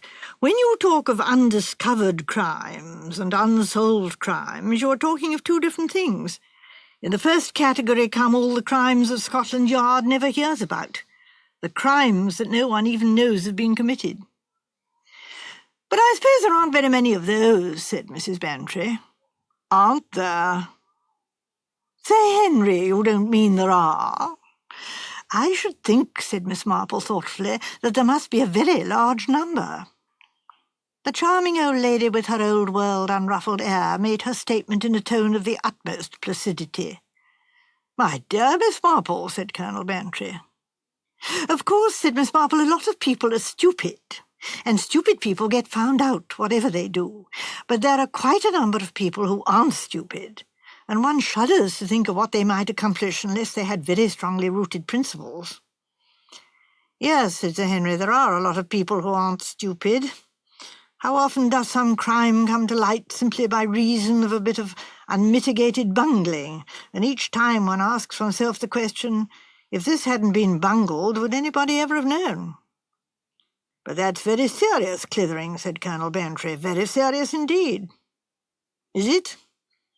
"What do you mean, is it? Of course it's serious. You say crime goes unpunished, but does it? Unpunished by the law, perhaps, but cause and effect work outside the law. To say that every crime brings its own punishment is by way of being a platitude, and yet, in my opinion, nothing can be truer." Perhaps," said Colonel Bantry, "but that doesn't alter the seriousness, the seriousness." He paused, rather at a loss. Sir Henry Clithering smiled. 99 people out of 100 are doubtless of your way of thinking," he said, "but you know, it isn't really guilt that's important. It's innocence. That's the thing that nobody will realise." "I don't understand," said Jane Hillier. "I do," said Miss Marple. "When Mrs. Trent found £5 missing from her bag, the person it affected most was the Daily Woman, Mrs. Arthur. Of course the Trents thought it was her, but being kindly people, and knowing that she had a large family and a husband who drinks, well, they naturally didn't want to go to extremes, but they felt differently towards her, and they didn't leave her in charge of the house when they went away, which made a great difference to her, and other people began to get a feeling about her too. And then it suddenly came out that it was the governess. Mrs. Trent saw her through a door reflected in a mirror. The purest chance, though I prefer to call it providence. And that, I think, is what Sir Henry means. Most people would be only interested in who took the money, and it turned out to be the most unlikely person, just like in detective stories. But the real person it was life and death to was poor Mrs. Arthur, who had done nothing. That's what you mean, isn't it, Sir Henry?" "Yes, Miss Marple, you've hit off my meaning exactly. Your charwoman person was lucky in the instance you relate. Her innocence was shown, but some people may go through a lifetime crushed by the weight of a suspicion that is really unjustified." "Are you thinking of some particular instance, Sir Henry?" asked Mrs. Bantry shrewdly. "As a matter of fact, Mrs. Bantry, I am. A very curious case. A case where we believe murder to have been committed, but with no possible chance of ever proving it." "Poison, I suppose," breathed Jane. "Something untraceable." Dr. Lloyd moved restlessly, and Sir Henry shook his head. "No, dear lady, not the secret arrow poison of the South American Indians. I wish it were something of that kind. We have to deal with something much more prosaic, so prosaic, in fact, that there is no hope of bringing the deed home to its perpetrator. An old gentleman who fell downstairs and broke his neck. One of those regrettable accidents which happen every day. But what happened really? Who can say? Sir Henry shrugged his shoulders. A push from behind? A piece of cotton or string tied across the top of the stairs and carefully removed afterwards? That we shall never know. But you do think that it, wasn't an accident? Now why? Asked the doctor. That's rather a long story, but, yes, we're pretty sure. As I said, there's no chance of being able to bring the deed home to anyone. The evidence would be too flimsy. But there's the other aspect of the case, the one I was speaking about. You see, there were 4 people who might have done the trick. One's guilty, but the other 3 are innocent. And unless the truth is found out, those 3 are going to remain under the terrible shadow of doubt. "I think," said Mrs. Bantry, "that you'd better tell us your long story." "Well, I needn't make it so very long, after all," said Sir Henry. "I can at any rate condense the beginning. That deals with a German secret society, the Schwarzhand, something after the lines of the Camorra, or what is most people's idea of the Camorra. A scheme of blackmail and terrorization. The thing started quite suddenly after the war and spread to an amazing extent. Numberless people were victimized by it. The authorities were not successful in coping with it, for its secrets were jealously guarded, and it was almost impossible to find anyone who could be induced to betray them. Nothing much was ever known about it in England, but in Germany it was having a most paralyzing effect. It was finally broken up and dispersed through the efforts of one man, a Dr. Rosen, who had at one time been very prominent in Secret Service work. He became a member, penetrated its inmost circle, and was, as I say, instrumental in bringing about its downfall. But he was, in consequence, a marked man, and it was deemed wise that he should leave Germany, at any rate for a time. He came to England, and we had letters about him from the police in Berlin. He came and had a personal interview with me. His point of view was both dispassionate and resigned. He had no doubts of what the future held for him. "They'll get me, Sir Henry," he said, "not a doubt of it." He was a big man with a fine head and a very deep voice, with only a slight guttural intonation to tell of his nationality. "That is a foregone conclusion. Does not matter. I am prepared. I faced the risk when I undertook this business. I have done what I set out to do. The organization can never be gotten together again, but there are members of it at liberty, and they will take the only revenge they can. My life. It is simply a question of time, but I am anxious that that time should be as long as possible. You see, I am collecting and editing some very interesting material, the result of my life's work. I should like, if possible, to be able to complete my task." He spoke very simply, with a certain grandeur which I could not but admire. I told him we would take all precautions, but he waved my words aside. "Some day, sooner or later, they will get me," he repeated. "When that day comes, do not distress yourself. You will, I have no doubt, have done all that is possible."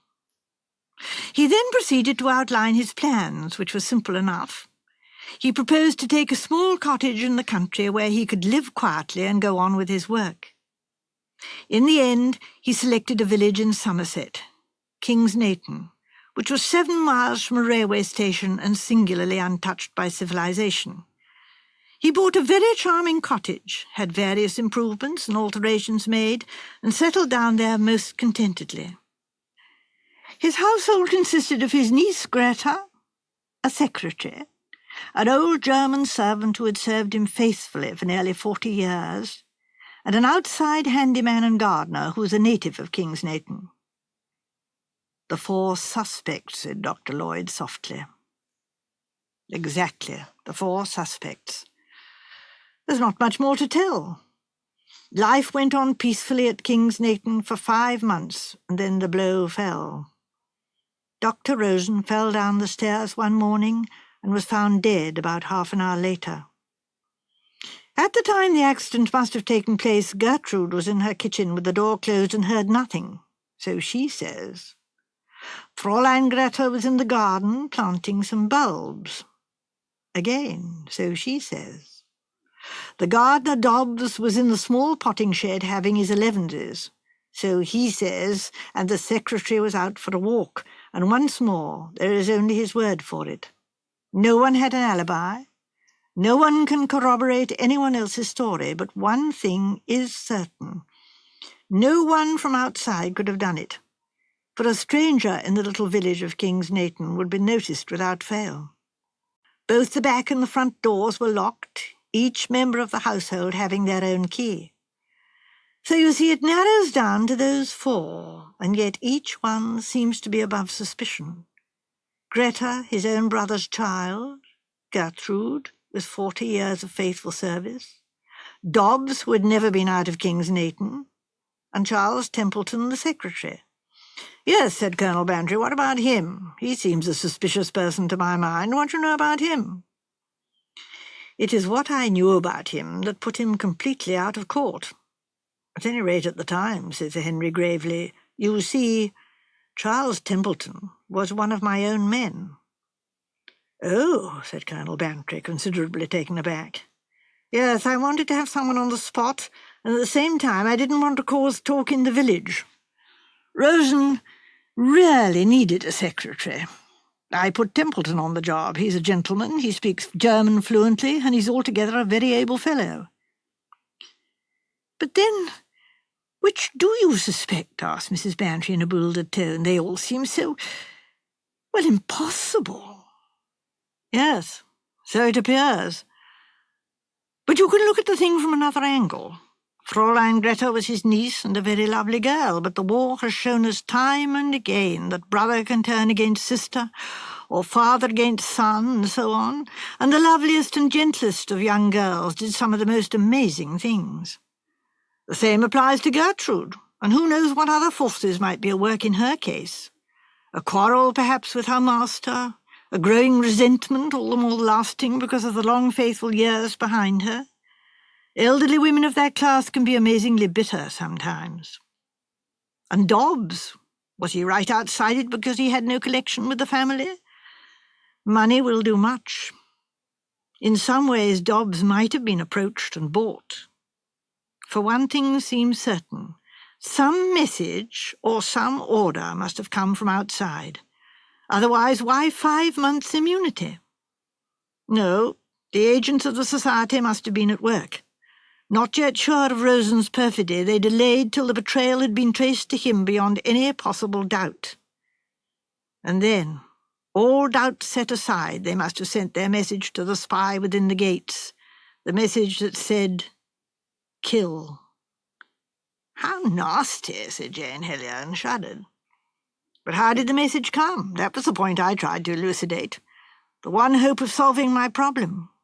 One of those 4 people must have been approached or communicated with in some way. There would be no delay. I knew that as soon as the command came it would be carried out. That was a peculiarity of the Schwarzhand. I went into it in a way that will probably strike you as being ridiculously meticulous. Who had come to the cottage that morning? I eliminated nobody. Here's the list." He took an envelope from his pocket and selected a paper from its contents. "The butcher, bringing some neck of mutton, investigated and found correct.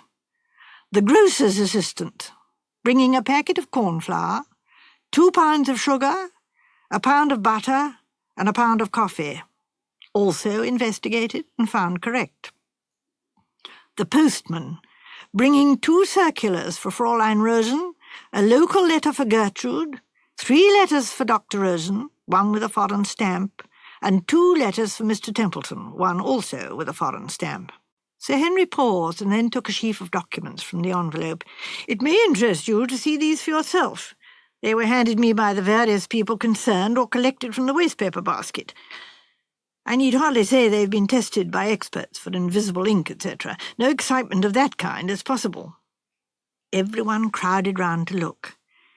The catalogues were respectively from a nurseryman and from a prominent London fur establishment.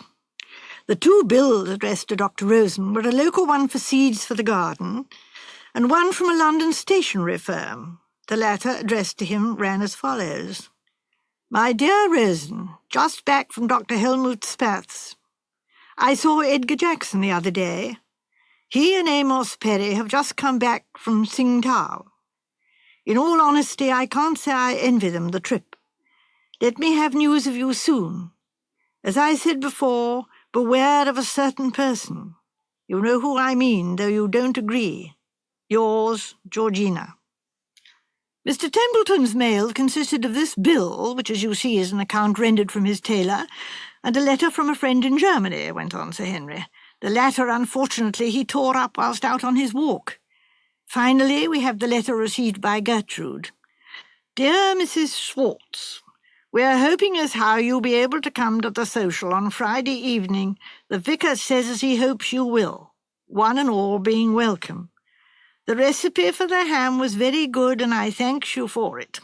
Hoping as this finds you well, and that we shall see you Friday, I remain, yours faithfully, Emma Green. Dr. Lloyd smiled a little over this and said to Mrs. Bantry, I think the last letter can be put out of court, said Dr. Lloyd. I thought the same, said Sir Henry, but I took the precaution of verifying that there was a Mrs. Green at the church social. One can't be too careful, you know. That's what our friend Miss Marple always says, said Dr. Lloyd, smiling. You're lost in a daydream, Miss Marple. What are you thinking out? Miss Marple gave a start. Oh, so stupid up, she said. I was just wondering why the word honesty in Dr. Rosen's letter was spelt with a capital H. Mrs. Bantry picked it up. So it is, she said. Oh. Yes, dear, said Miss Marple. I thought you'd notice. There's a definite warning in that letter, said Colonel Bantry. That's the first thing that caught my attention. I noticed more than you think. Yes, a definite warning. Against whom? There is rather a curious point about that letter, said Sir Henry. According to Templeton, Dr. Rosen opened the letter at breakfast and tossed it across to him, saying he didn't know who the fellow was from Adam. But it wasn't a fellow, said Jane Hellier. It was signed Georgina. It's difficult to say which it is, said Dr. Lloyd. It might be Georgie, but it certainly looks more like Georgina. Only it strikes me that the writing is a man's. You know, that's interesting, said Colonel Bantry, his tossing it across the table like that and pretending he knew nothing about it. Wanted to watch somebody's face. Whose face? The girl's or the man's? Or even the cook's, suggested Mrs. Bantry. She might have been in the room bringing in the breakfast, but what I don't see is... it's most peculiar. She frowned over the letter. Miss Marple drew closer to her. Miss Marple's finger went out and touched the sheet of paper. They murmured together.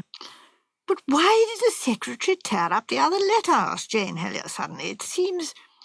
oh, I don't know. It seems queer. Why should he have letters from Germany? Although, of course, if he's above suspicion, as you say. But Sir Henry didn't say that, said Miss Marple, quickly looking up from her murmured conference with Mrs. Bantry. He said 4 suspects. So that shows that he includes Mr. Templeton. I'm right, am I not, Sir Henry? Yes, Miss Marple, I've learned one thing through bitter experience.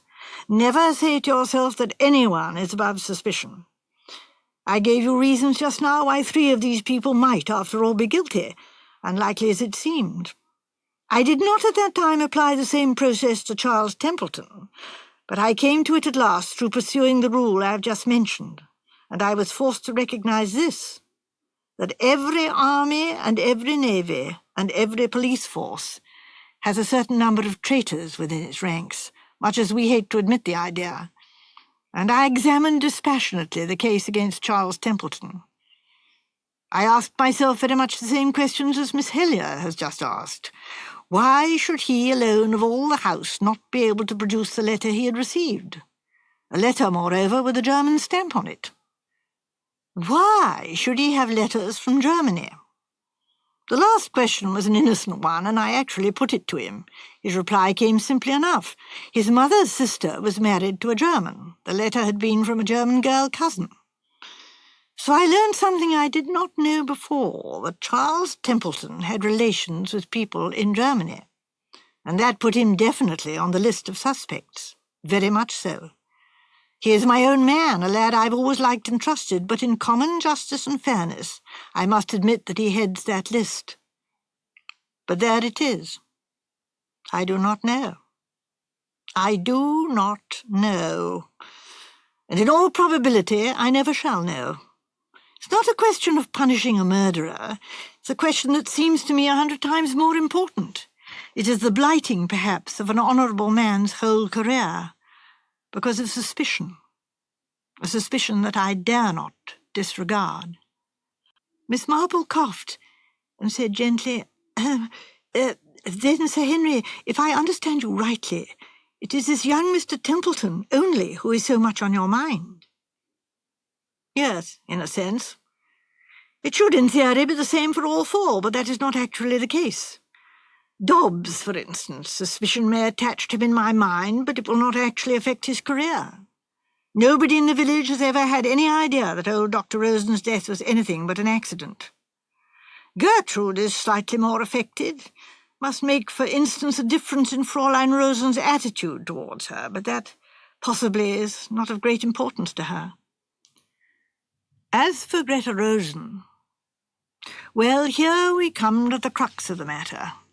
Greta is a very pretty girl, and Charles Templeton is a good-looking young man, and for 5 months they were thrown together with no outer distractions. The inevitable happened.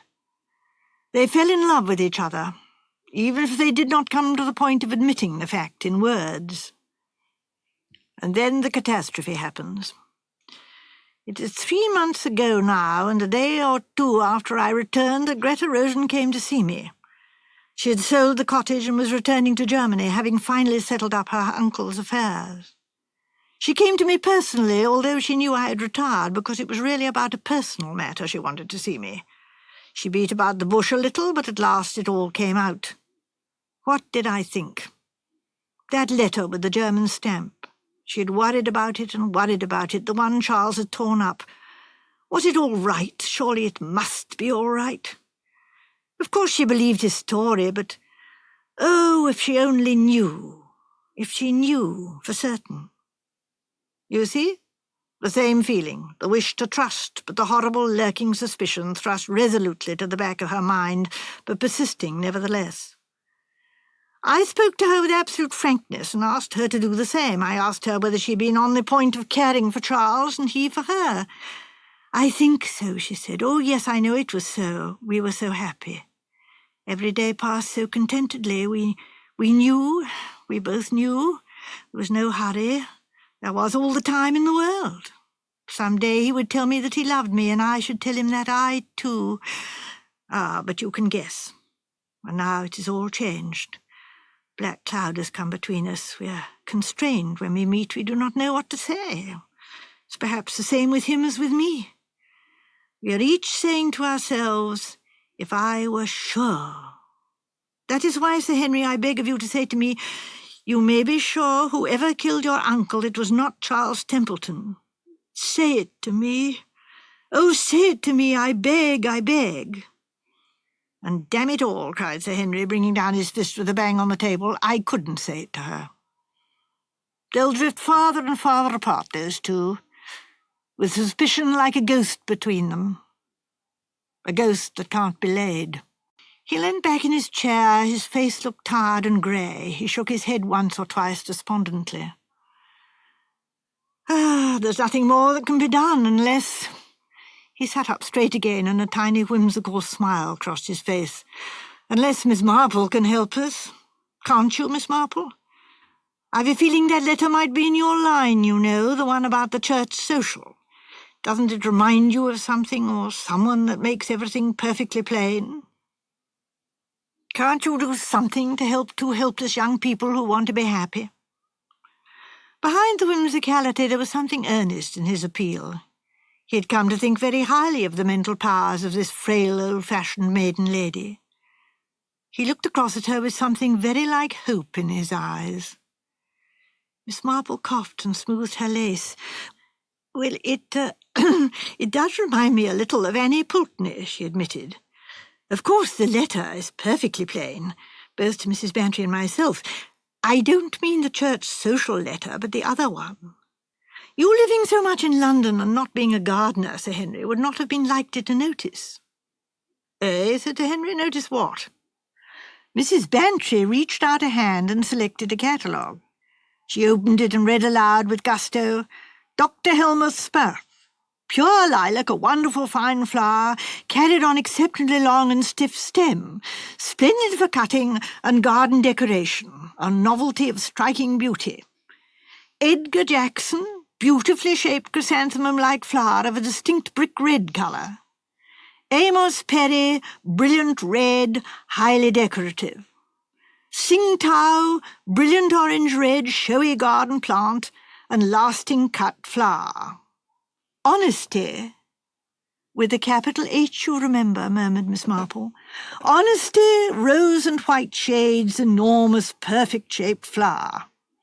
Mrs. Bantry flung down the catalogue and said with immense explosive force, Dahlias. And their initial letters spell death, explained Miss Marple. But the letter came to Dr. Rosen himself, objected Sir Henry. That was the clever part of it, said Miss Marple, that and the warning in it. What would he do, getting a letter from someone he didn't know, full of names he didn't know? Why, of course, toss it over to his secretary. Then, after all— Oh, no, said Miss Marple, not the secretary. Why, that's what makes it so perfectly clear that it wasn't him. He'd never have let that letter be found if so. And equally, he'd never have destroyed a letter to himself with a German stamp on it. Really, his innocence is, if you'll allow me to use the word, just shining. Then who? Well, it seems almost certain as anything can be in this world. There was another person at the breakfast table, and she would, quite naturally, under the circumstances, put out her hand for the letter and read it. And that would be that. You remember that she got a gardening catalogue by the same post. Greta Rosen, said Sir Henry slowly. Then her visit to me.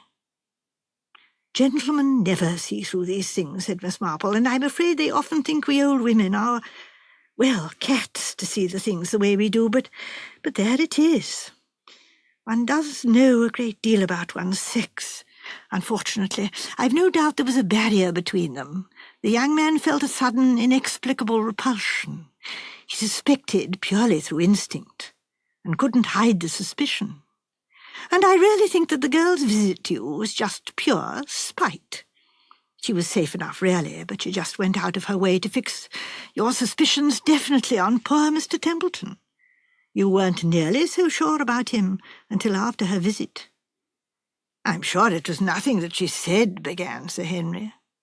Gentlemen, said Miss Marple calmly, never see through these things. And that girl, he stopped. She commits a cold-blooded murder and gets off scot-free. Oh, no, Sir Henry, said Miss Marple, not scot-free. Neither you nor I believe that. Remember what you said not long ago. No, Greta Rosen will not escape punishment. To begin with, she must be in with a very queer set of people. Blackmailers, terrorists, associates who will do her no good and will probably bring her to a miserable end. As you say, one mustn't waste thoughts on the guilty. It's the innocent who matter. Mr. Templeton, who I dare say will marry the German cousin, his tearing up her letter looks— well, it looks suspicious, using the word in quite a different sense from the one we've been using all the evening. As little as though he were afraid of the other girl noticing or asking to see it. Yes, I think there must have been some little romance there. And then there's Dobbs. Though, as you say, I dare say it won't much matter to him. His 11s are probably all he thinks about. And then there's that poor old Gertrude, the one who reminded me of Annie Pulteney. Poor Annie Pulteney. 50 years' faithful service, and suspected of making away with Miss Lamb's will, though nothing could be proved. Almost broke the poor creature's faithful heart, and then after she was dead it came to light in the secret drawer of the tea-caddy where old Miss Lamb had put it herself for safety. But it was too late then for poor Annie. That's what worries me so about that poor old German woman. When one is old, one becomes embittered very easily. I felt much more sorry for her than for Mr. Templeton, who is young and good-looking and evidently a favourite with the ladies. You will write to her, won't you, Sir Henry, and just tell her that her innocence is established beyond doubt. Her dear old master dead, and she no doubt brooding and feeling herself suspected of— oh, dear, it won't bear thinking about. I will write, Miss Marple, said Sir Henry. He looked at her curiously. You know, I shall never quite understand you. Your outlook is always a different one from what I expect. My outlook, I'm afraid, is a very petty one, said Miss Marple humbly. I hardly ever go out of St. Mary Mead. "And yet you have solved what may be called an international mystery," said Sir Henry, "for you have solved it. I'm convinced of that." Miss Marple blushed, then bridled a little. "I was, I think, well educated for the standard of my day. My sister and I had a German governess, a Fräulein. Very sentimental creature. She taught us the language of flowers, a forgotten study nowadays, but most charming. Now, a yellow tulip, for instance, means hopeless love, while a China aster means I die of jealousy at your feet. That letter was signed Georgina, which I seem to remember is Dahlia in German, and of course that made the whole thing perfectly clear. Wish I could remember the meaning of Dahlia, but alas, that eludes me. My memory is not what it was. At any rate, it didn't mean death. Oh, no, indeed. Horrible, is it not? Very sad things in the world." "Oh, there are," said Mrs. Banshee with a sigh. "It's lucky one has flowers and one's friends." "She puts us last, you observe," said Dr. Lloyd. "A man used to send me purple orchids every night to the theatre," said Jane Helier dreamily. "I await your favours." "That's what that means," said Miss Marple brightly. Sir Henry gave a peculiar sort of cough and turned his head away. Miss Marple gave a sudden exclamation. "I've remembered. Dahlia means treachery and misrepresentation." "Wonderful," said Sir Henry. "Absolutely wonderful." And he sighed. The Companion. "Now, Dr. Lloyd," said Miss Helier, "don't you know any creepy stories?" She smiled at him, the smile that nightly bewitched the theatre-going public. Jane Helier was sometimes called the most beautiful woman in England, and jealous members of her own profession were in the habit of saying to each other, "Of course, Jane's not an artist. She can't act, if you know what I mean. It's those eyes." And those eyes were at this minute fixed appealingly on the grizzled, elderly bachelor doctor, who for the last 5 years had ministered to the ailments of the village of St. Mary Mead. With an unconscious gesture, the doctor pulled down his waistcoat, inclined of late to be uncomfortably tight, and racked his brains hastily so as not to disappoint the lovely creature who addressed him so confidently. "I feel," said Jane dreamily, "that I would like to wallow in crime this evening." "Splendid," said Colonel Bantry, her host. "Splendid, splendid." And he laughed a loud, hearty military laugh. "Eh, Dolly?" His wife hastily recalled to the exigencies of social life. She had been planning her spring boarder, agreed enthusiastically. "Of course it's splendid," she said heartily but vaguely. "I always thought so." "Did you, my dear?" said old Miss Marple, and her eyes twinkled a little. "We don't get much in the creepy line, and still less in the criminal line in St. Mary Mead, you know, Miss Helier," said Dr. Lloyd. "You surprise me," said Sir Henry Clithering. The ex-commissioner of Scotland Yard turned to Miss Marple. "I always understood from our friend here that St. Mary Mead is a positive hotbed of crime and vice." "Oh, Sir Henry," protested Miss Marple, a spot of colour coming into her cheeks, "I'm sure I never said anything of the kind. The only thing I ever said was that human nature is much the same in a village as anywhere else, only one has opportunities and leisure for seeing it at closer quarters." "But you haven't always lived here," said Jane Helier, still addressing the doctor. "You've been in all sorts of queer places all over the world, places where things happen."